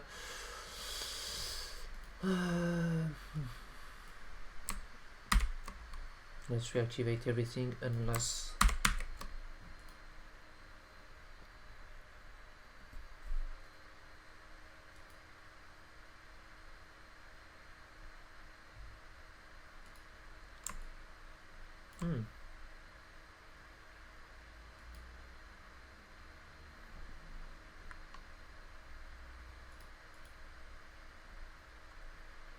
and the butterfly was small, so I don't know why.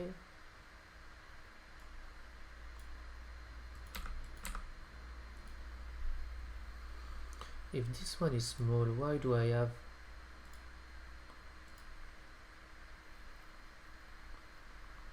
change in this? This is really, really strange.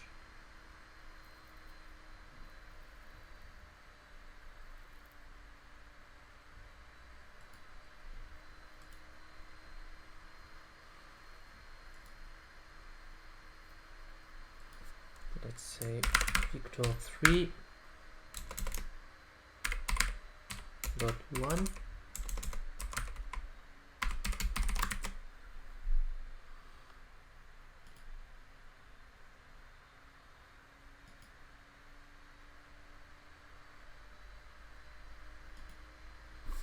We still have our little problem here. So what the fuck is happening?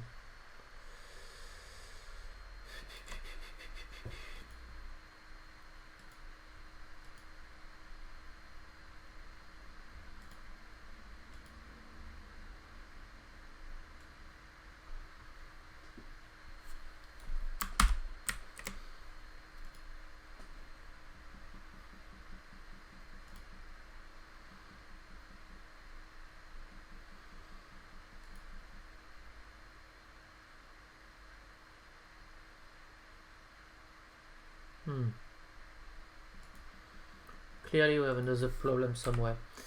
Okay. 25.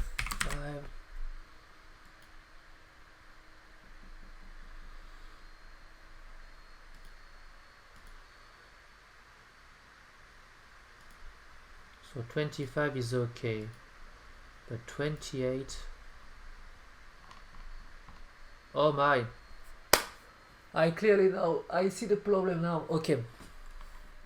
of course, I see the problem now. My problem is the data structure. I've used an old data structure here, which is clearly not the same as the one we are using now, because we've had a lot of other data which are basically the velocity and the acceleration, and that's why I had this bug. Okay, now we have it. So if we have the same data structure, I could use and try to see if it's working. If not, I will rework. Yeah, now it's working. Okay, so if it would not work, I would simply try to rewrite all the shader to be sure. So go back here, let's try to get this.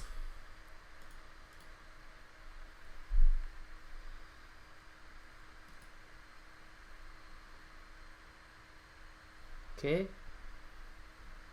now it's okay, and I think we need to say that it is controlled by the instance.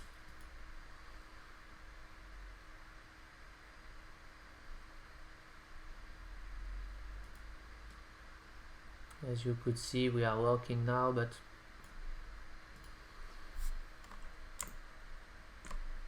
yeah, this is our little guy here. Okay, so we need to reactivate everything step by step. Let's reactivate this part.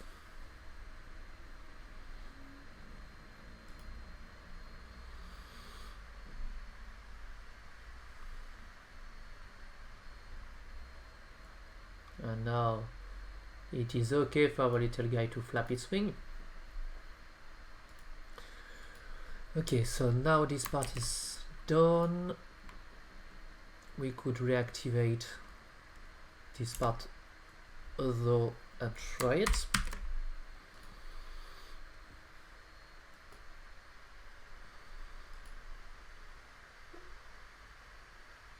Oh, we still have an error somewhere.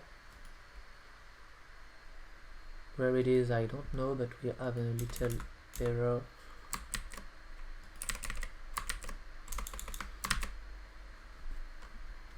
We can remove the glow, which is here. The ramp, I'm not sure I will remove clearly this one, but let's say this. Let's remove it for the color for the moment and see where is our little mistake. And decline identifier glow, of course, here.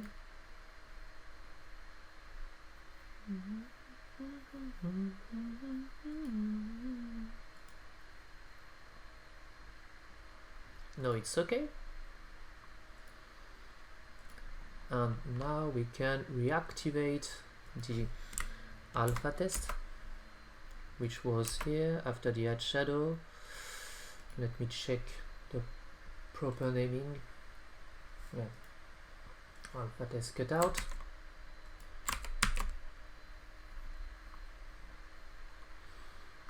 Let's remove this tag and say this is it.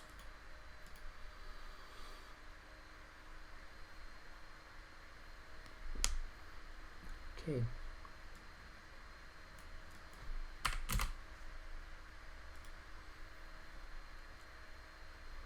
Okay.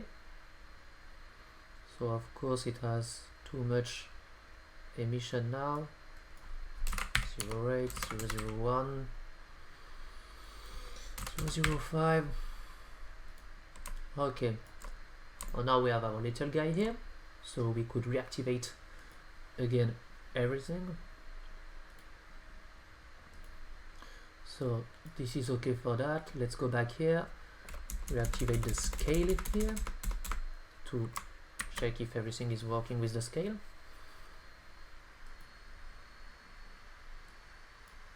So random rotation, and let's add a scale of is to change a little bit the scale 1.25. Okay, now we have different scale for the butterfly man.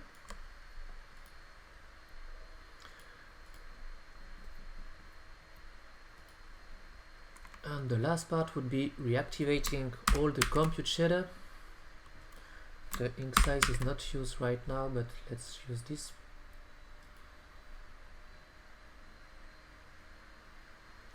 Okay, and now, okay. And go back here and say we want this to be controlled by the instances and not by our little slider.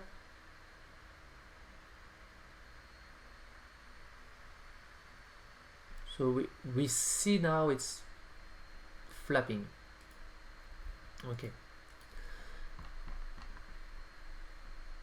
And let's override the value to be sure that we are on the first loop to check everything.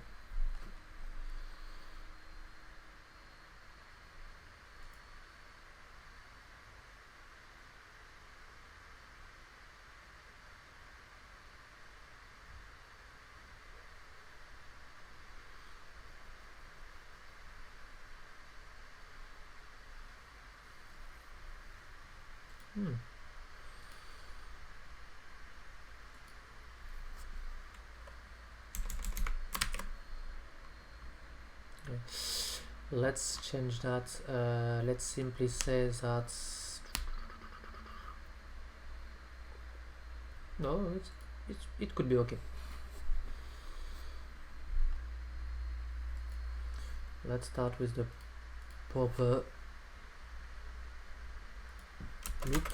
At first it would be loop 1. Okay, I think we have everything we wanted to try.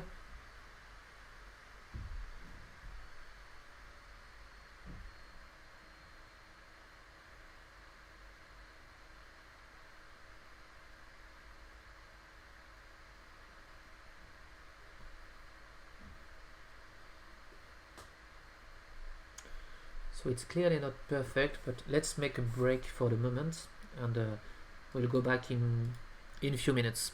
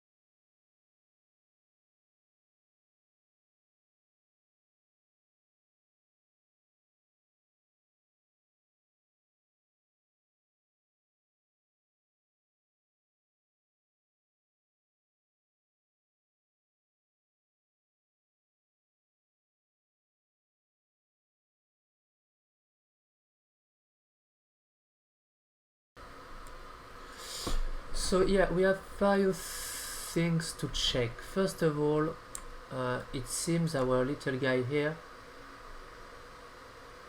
yeah, they're animated but too slow. Okay, let's change this to be, let's say, this would be really speed now to check.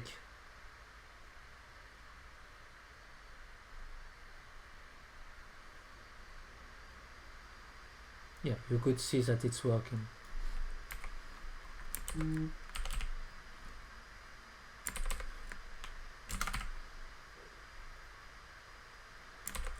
Look like the speed is not working. Quite strange. Oh yeah, I think I know why.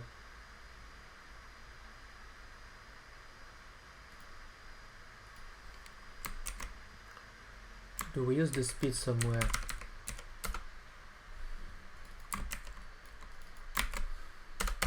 Yeah, the speed is never used. That's why we have this part.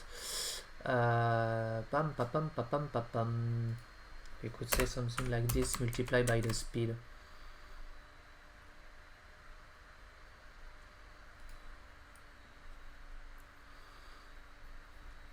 So if I want to speed up the animation, I could now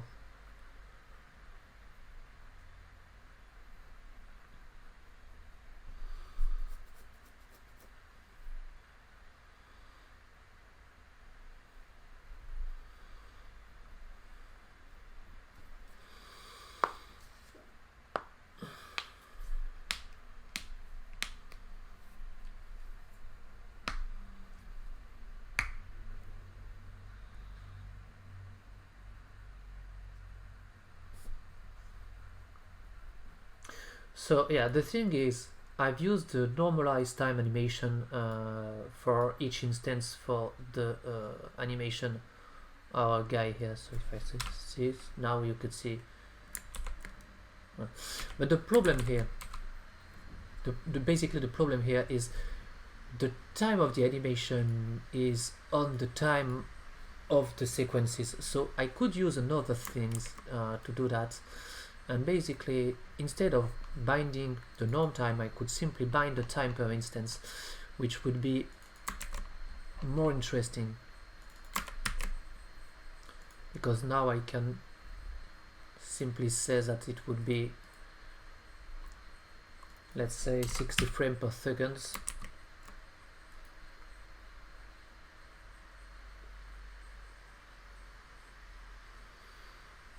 Okay. So let's focus on the main problem here before focusing on the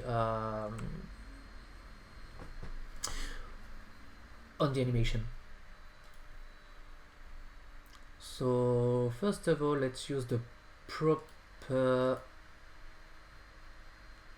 value. So let's start with an idle. Let's start with the pause, and I will bind the proper value here, so we could focus on this part. So this is divided by 100, and this is divided by 100 also. Okay.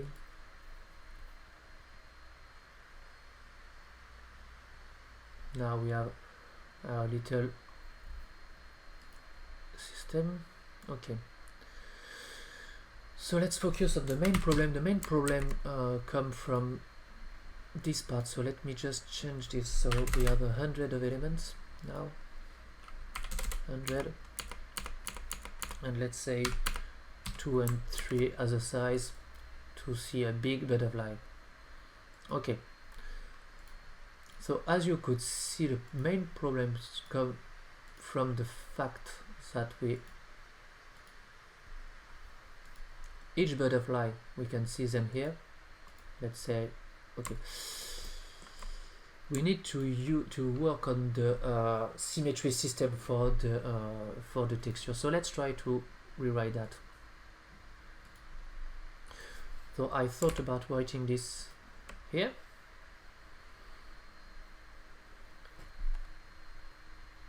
And I need to change the UV main text, I think.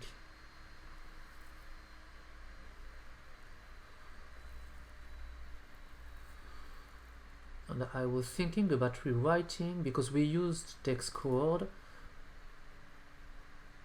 I was thinking about rewriting the UV main text. So let's say O dot UV main text, which is here. It's a float 2, remember? Okay, will be basically equal to, and now I need to check that.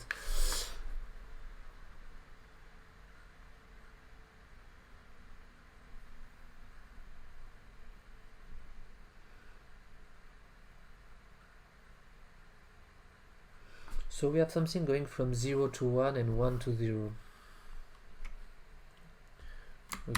We could try to visualize it here. Get rid of this. Let's say that O dot albedo is equal to O3 in dot UV main text dot R and G and 0 1 or 0 sorry.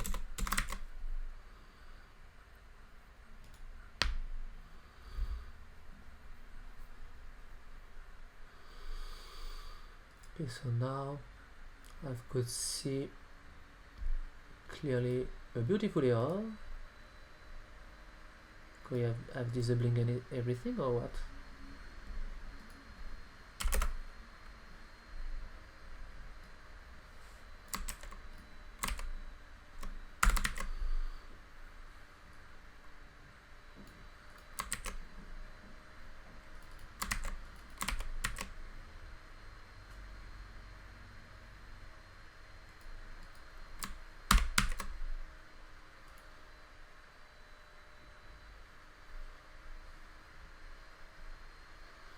I think I need to say something like O dot alpha, because we have a cutout, is simply equal to 1.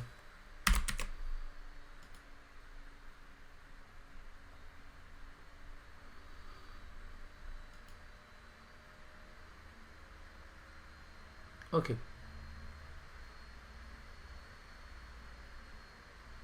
So I need to inverse this.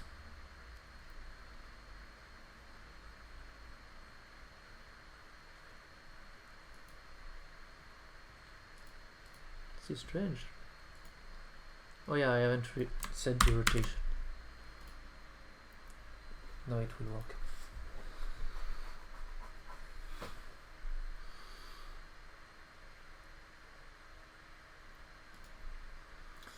So let's say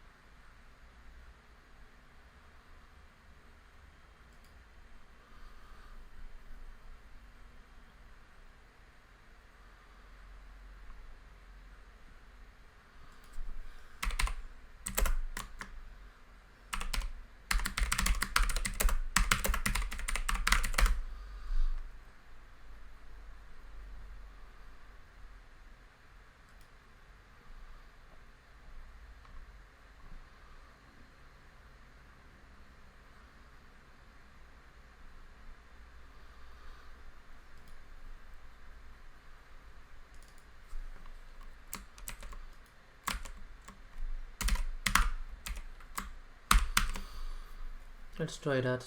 Not sure about this, but let's try.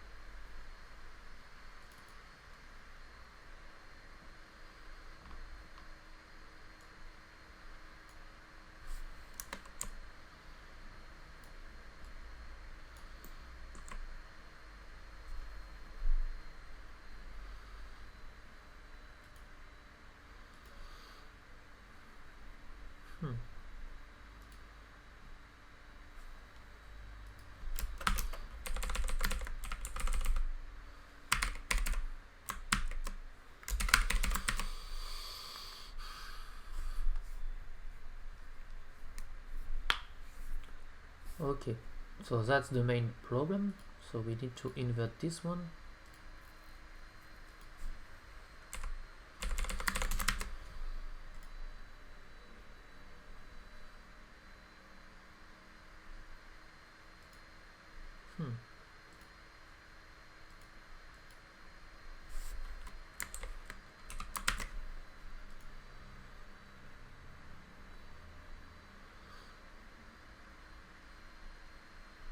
Okay,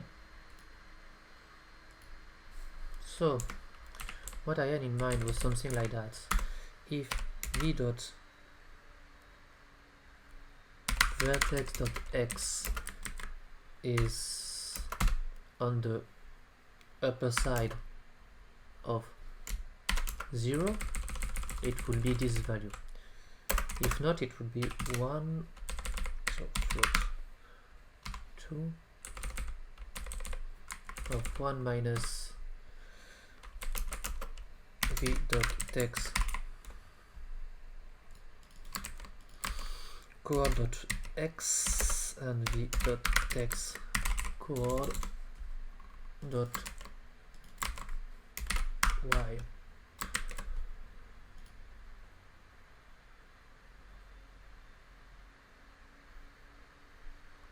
And it didn't change anything. Why?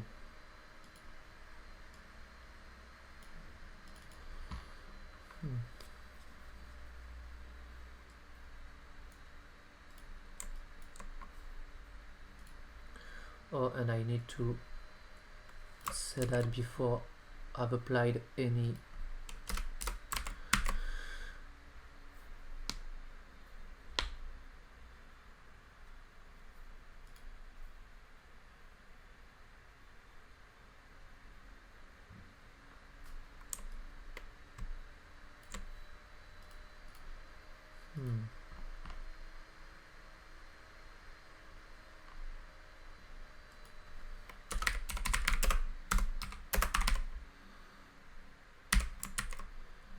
let's try this one.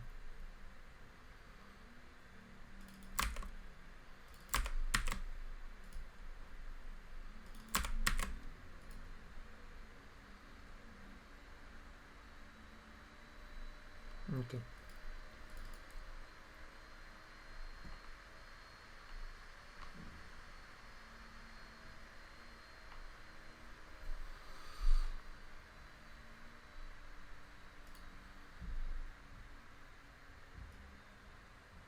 Yes, this is the transform text problem.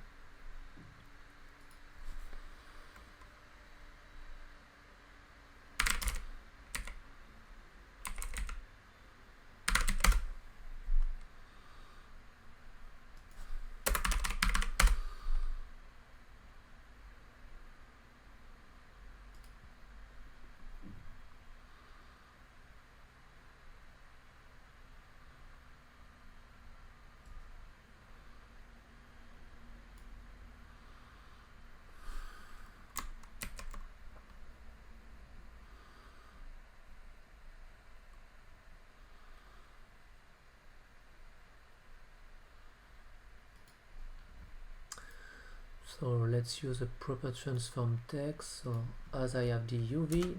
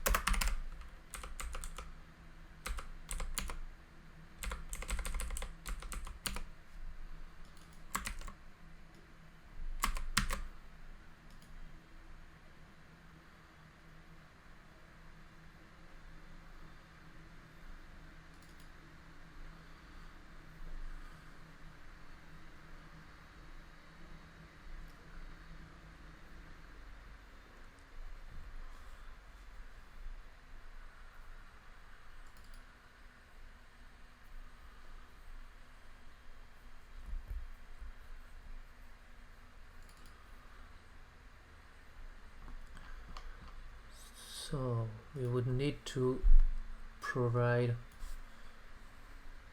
so I want to rewrite that. We will need to provide a new value for this, so this would be UV for UV main text, and of course I need to provide a float 3 for that. Uniform a float 4, sorry, which is this st.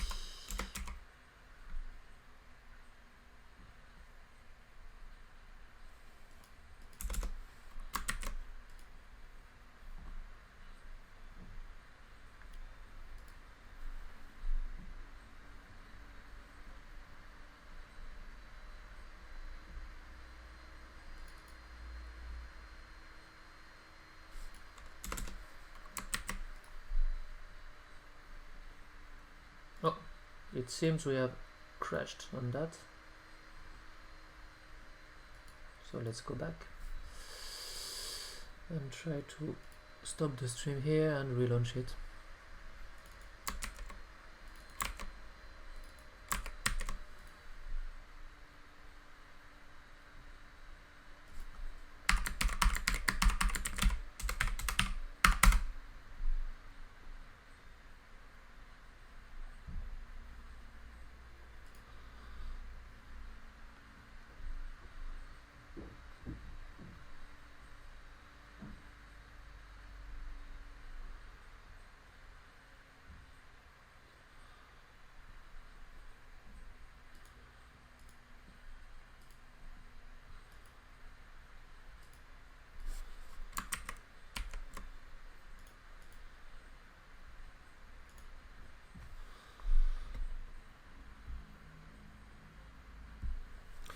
So we are back online. Okay.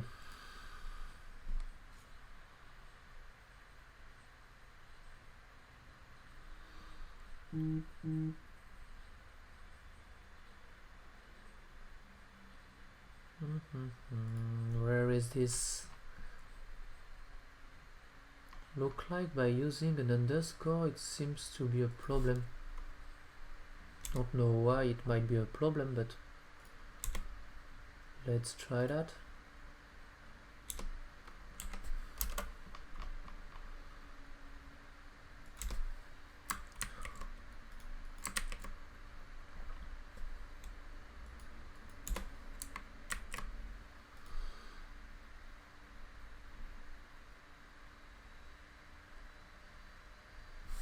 Okay. We have something working now, but clearly not as I expected.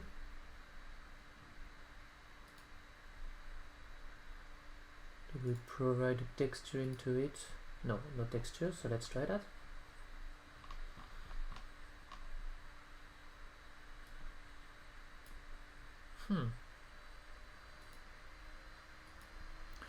We still have a problem. We're redefining this, but we are always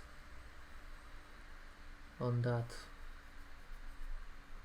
So this is clearly strange. We are never going here. Oh, and we haven't. That's why we haven't said something like the o.uv main text.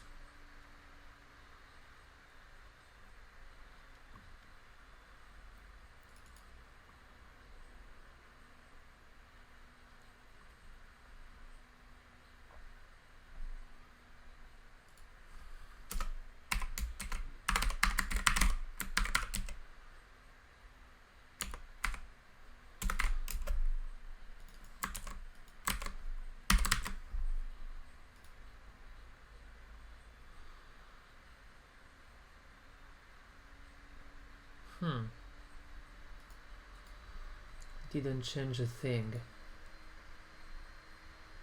Main text, UV main text. The UV main text is basically here. So why can't I redefine it?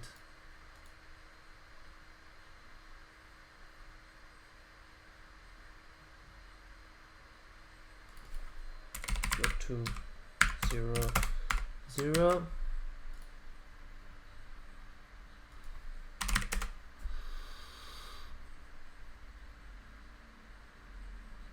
Even if I try to redefine the UV main text, it doesn't want to be redefined.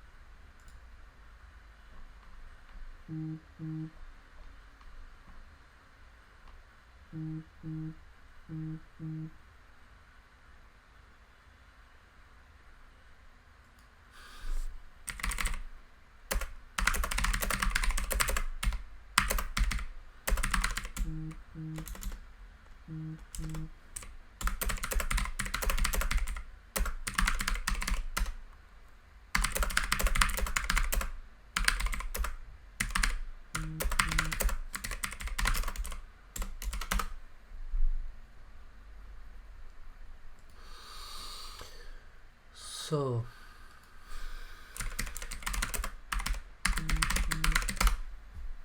why can't I modify this?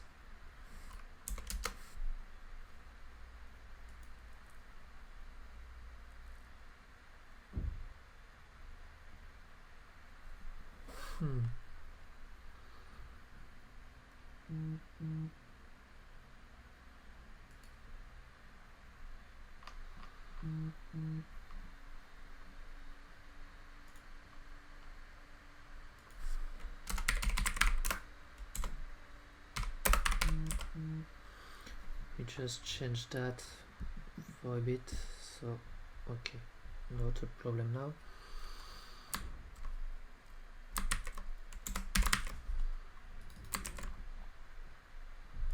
So why do we have an error here?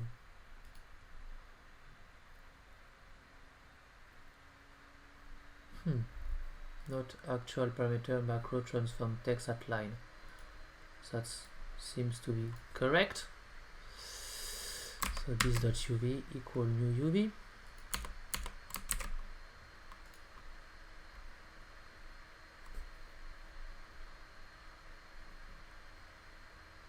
Not enough actual parameter on macro.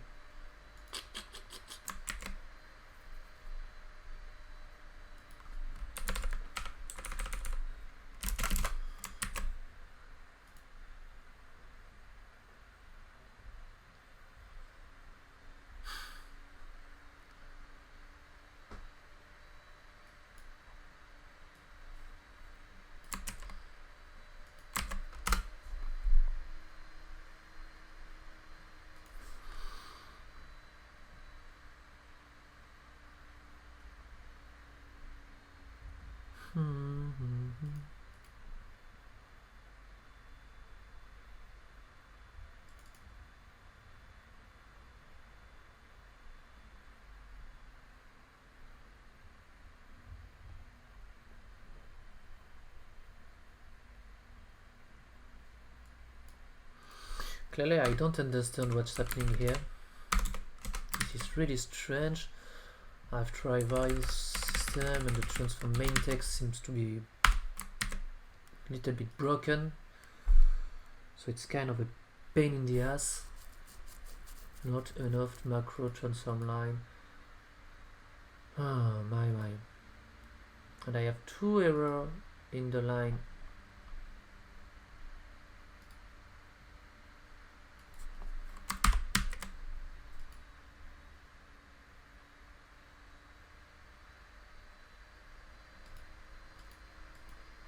The fuck is that?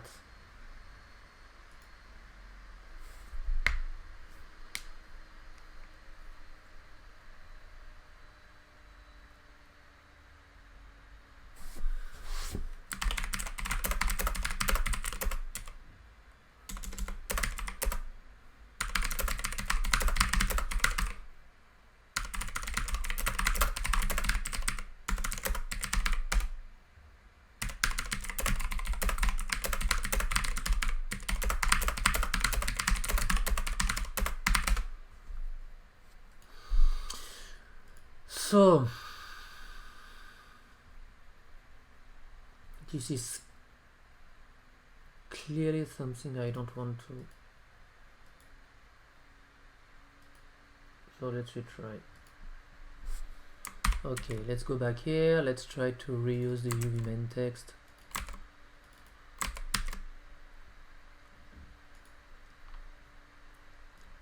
Let's get rid of this one.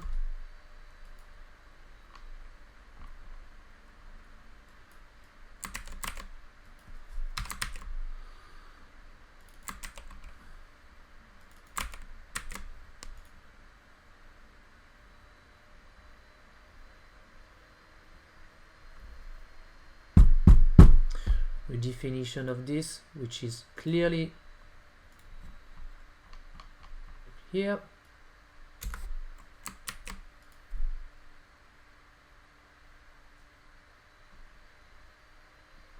Redefinition of this parking things.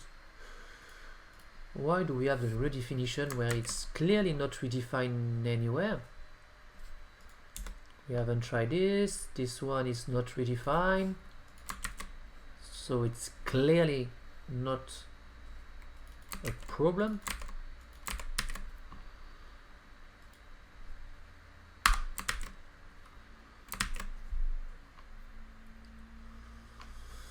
Oh, my.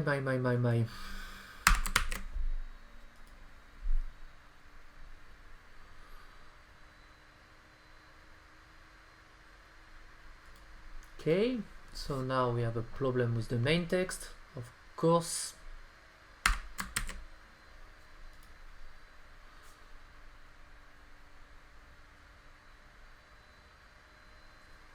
Okay.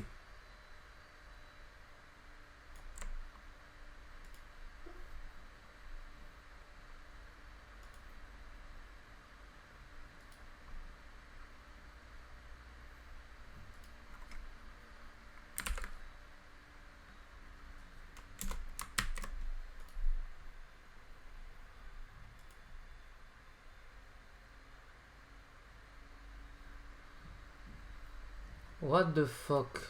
Why can I use this parking value?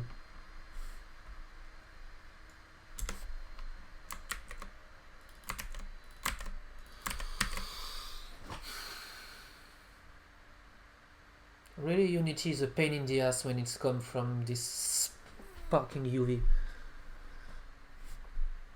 Okay. How can I change that?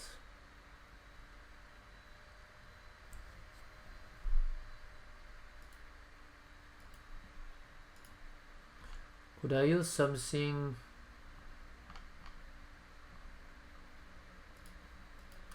I could try to tweak and to sneak into another thing. So let's try that.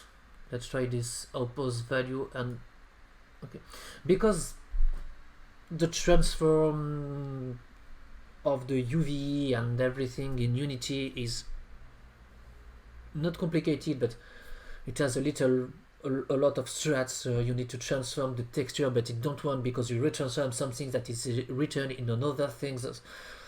It's really a mess. So I don't want to dig more into this UV redefinition, so I will rewrite my UV directly into the fragment shader using the oppose. So I will basically use the same things I've tried to make it here, which is clearly something really simple in fact, but I will rewrite directly here, so this could be simpler thing.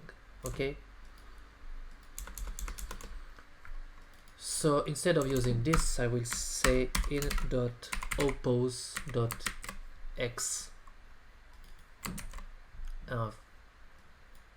If this is okay, we will redefine our value here, so we would use this, and if not, we will invert this. So let's try that.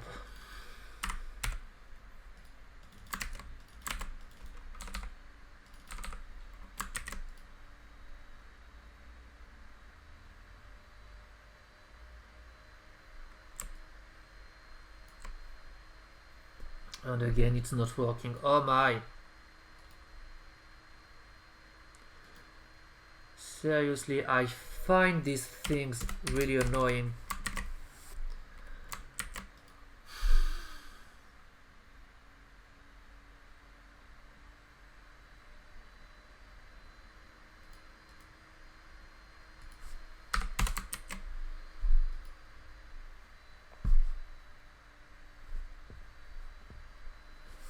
Okay. So why can't I have something really simple by taking this value? It was a simple thing, but seems Unity doesn't want me to make something really simple, so try to think about it. Cannot choose a second UV texture, cannot modify the UV texture in the vertex, cannot modify the UV texture in the fragments. Why is clearly that? So if I say 0, it might be only giving one value.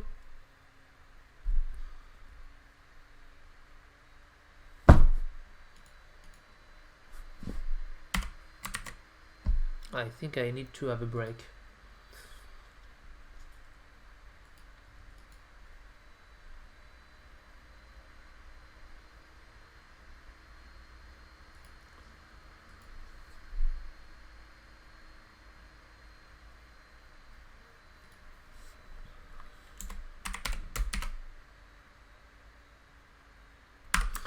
This is strange, like everything seems to be positive, so it's not positive. I know that. We can see here.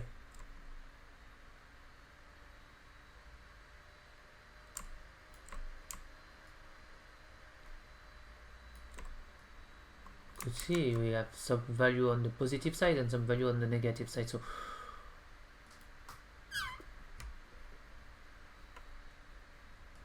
So if I say something like that, I would have the invert.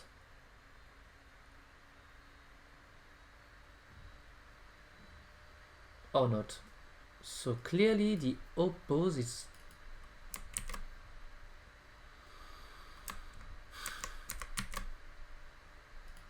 You know what?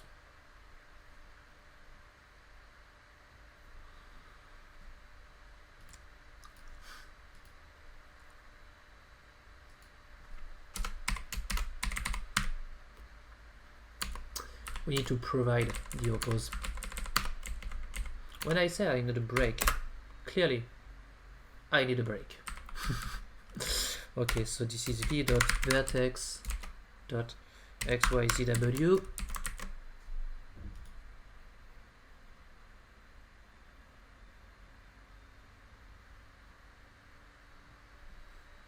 Ah, there we are. We have a little system here.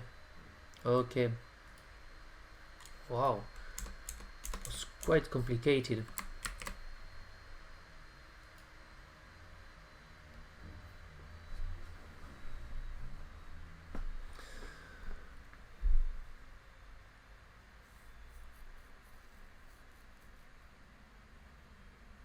It would be better to redefine this directly into the vertex, but you know what? Don't try to use that one. So now if I reactivating everything and using basically this new UV system, I could change that by saying UV, UV, UV, and I will use the same for this. Okay, let's reactivate everything.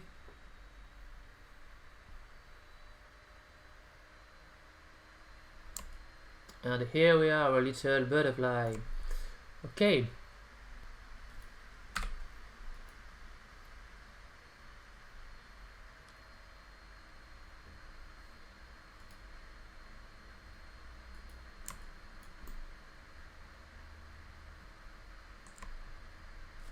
And what seems to be working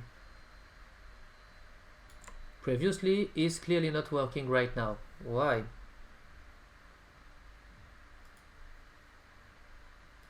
We didn't rewrite the original position.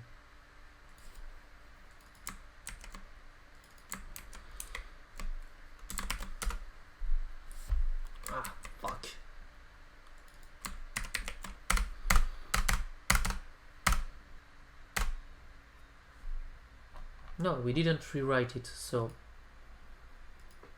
why, if we use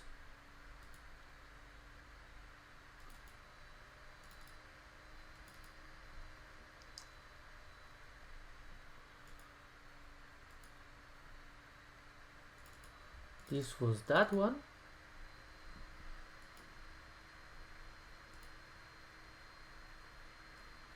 Maybe I need to provide the vertex. Let's check. v.vertex.xyz w.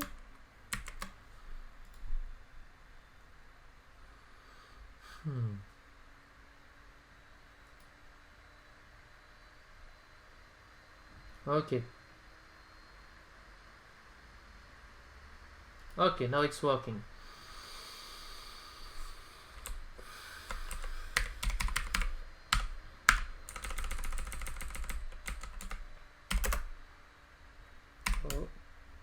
Props.oppose.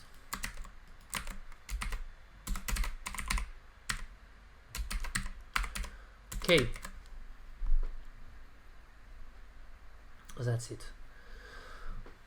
Oh my.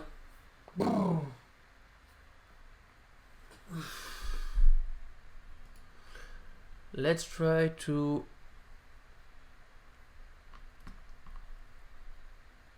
see if it's working right now.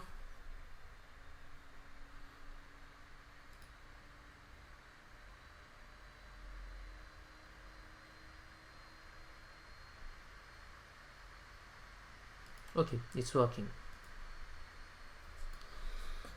So I wanted something like that. So 25 1.075 1.25. Let's go back here.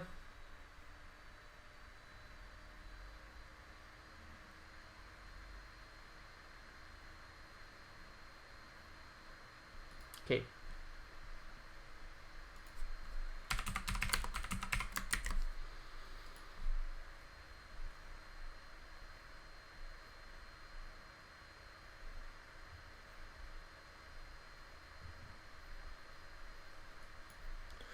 So now we will need to change the texture and the bounding box. So we need more value here.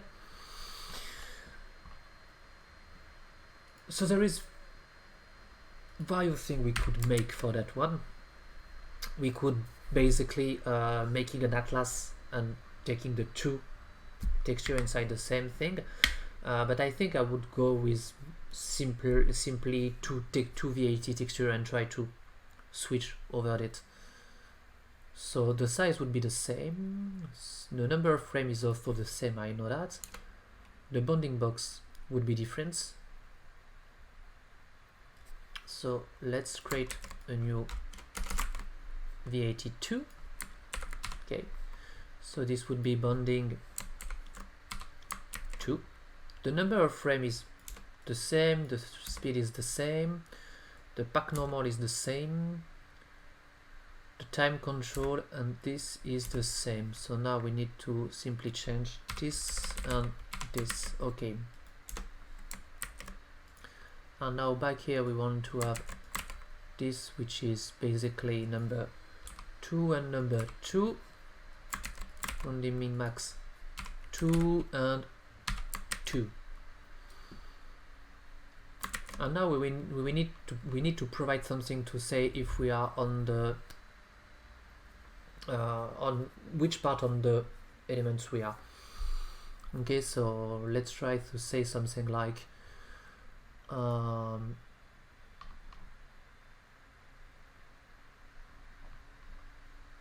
fact we'll provide that. So float sec sequence is basically a loop modulo of 2.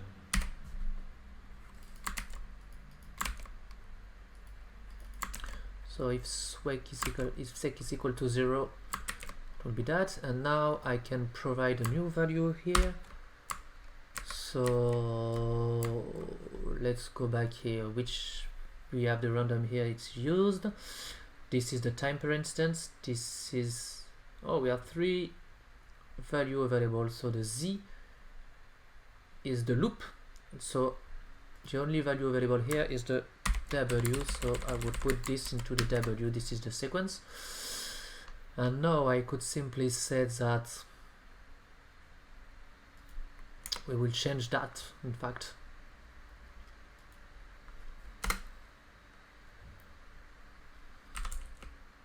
So float for expose is equal basically over float for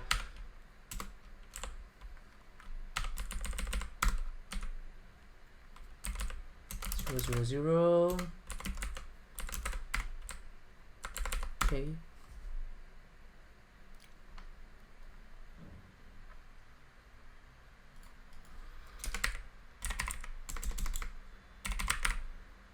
Float sec is equal to 1 at first, and if not, sec is basically equal to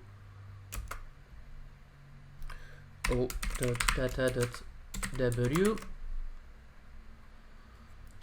So this is the same for that, and we also have a float expand here.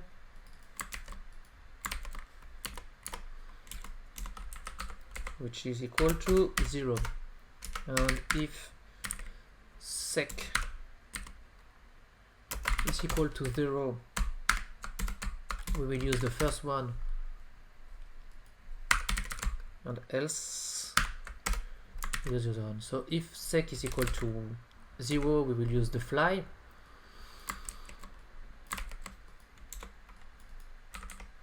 and if not, we will use the other.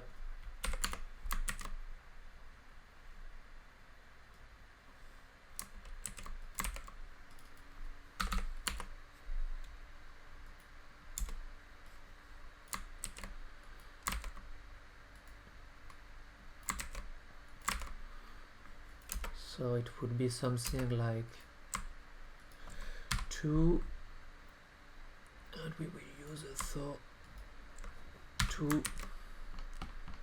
Do we need to add something like that or not? No, it doesn't seem so. Okay.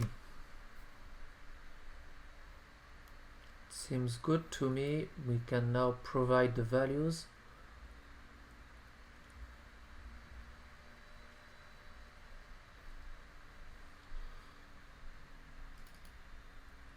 What did I redefine?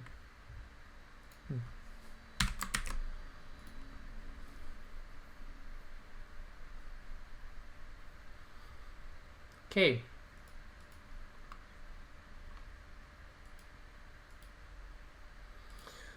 So let's try that. So as I said, I want to provide for the 0, it would be the idle.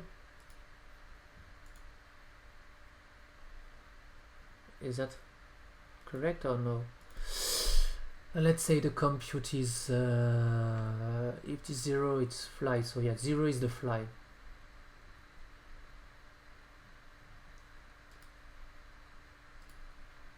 Zero is the fly. So let's provide the fly here.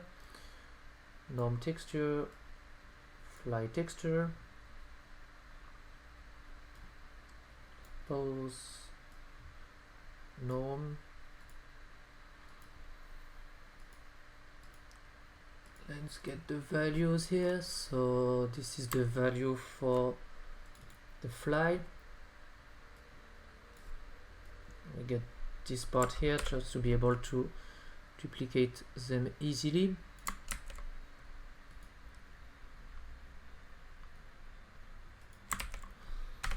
Divided by 100 and divided by 100. Okay. Now we will also open the idle.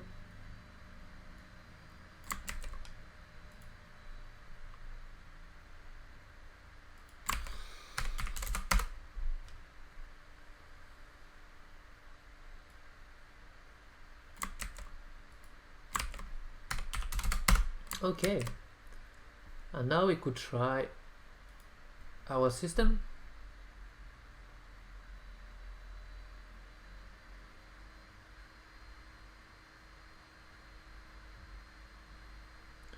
Seems okay to me. I think we are going through the other. So now we can add a little bit of randomness into all of this. So first of all, we could change a little bit the speed by taking a new random. So let's say float speed could be basically a random value which is available because we have in our instances, I think, yeah, we use the noise, so we could use a random value based on the oppose.w, which is a random value. Oh no, in fact we can simply use the random value. So it's, let's say, a linear interpolation between a speed of 6 and a speed of 0.6 multiplied by 2 based on oppose.w. So this would give us a random speed. Let's check.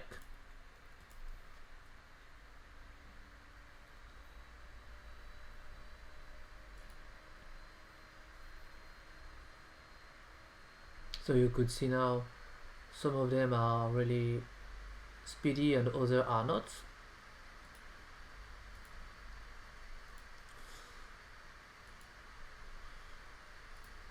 And of course, if you want to have something more interesting, we could also change this here.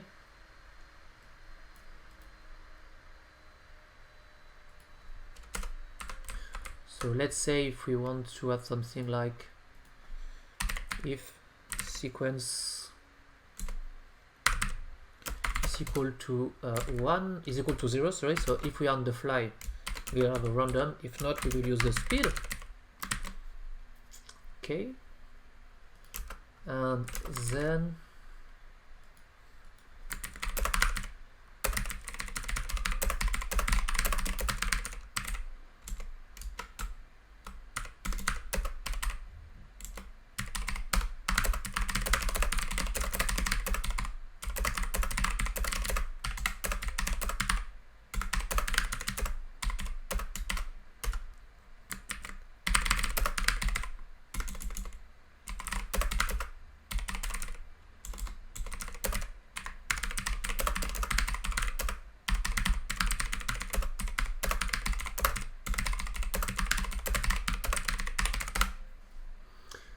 okay,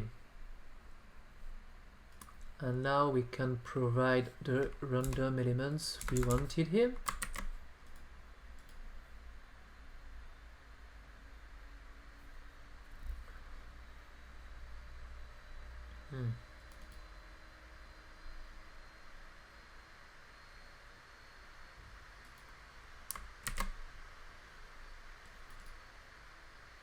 Oh, the if is not necessary here. It's a ternary operator, so not a problem.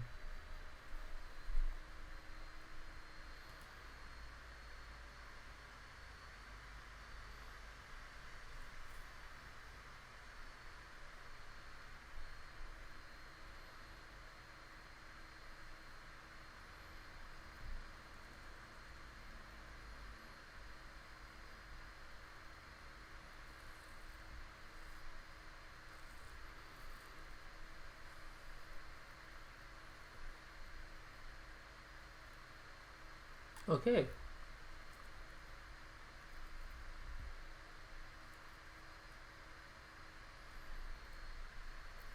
I think we are okay with this one.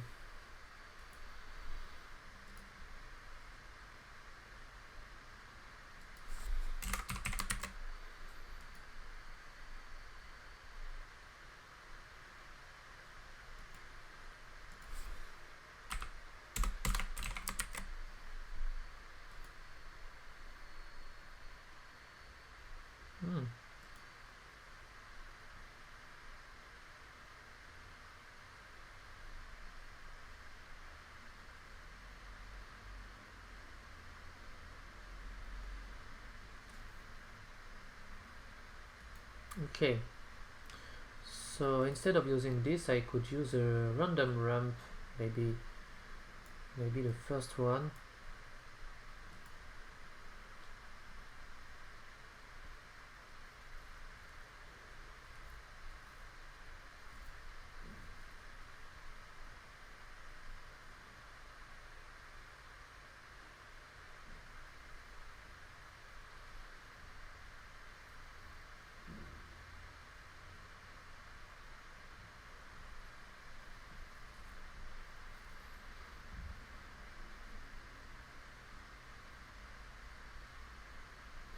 So yeah, I think it's okay. I would need to change a little bit the value on our material, because the material is really right now too rough. So something like, for example, adding the normal might be a good thing. Where is my normal? Yeah, this is it. So I could add the normal. Of course, I will need to fix it, and I will need to add also some metallic and roughness, but I will need to create them. So I will make them later. So I will only focus here on the little guy here. So I think this would be all for this one. So this would be, I will finish it later today, and I will simply say that we can make another code number for tonight. So we can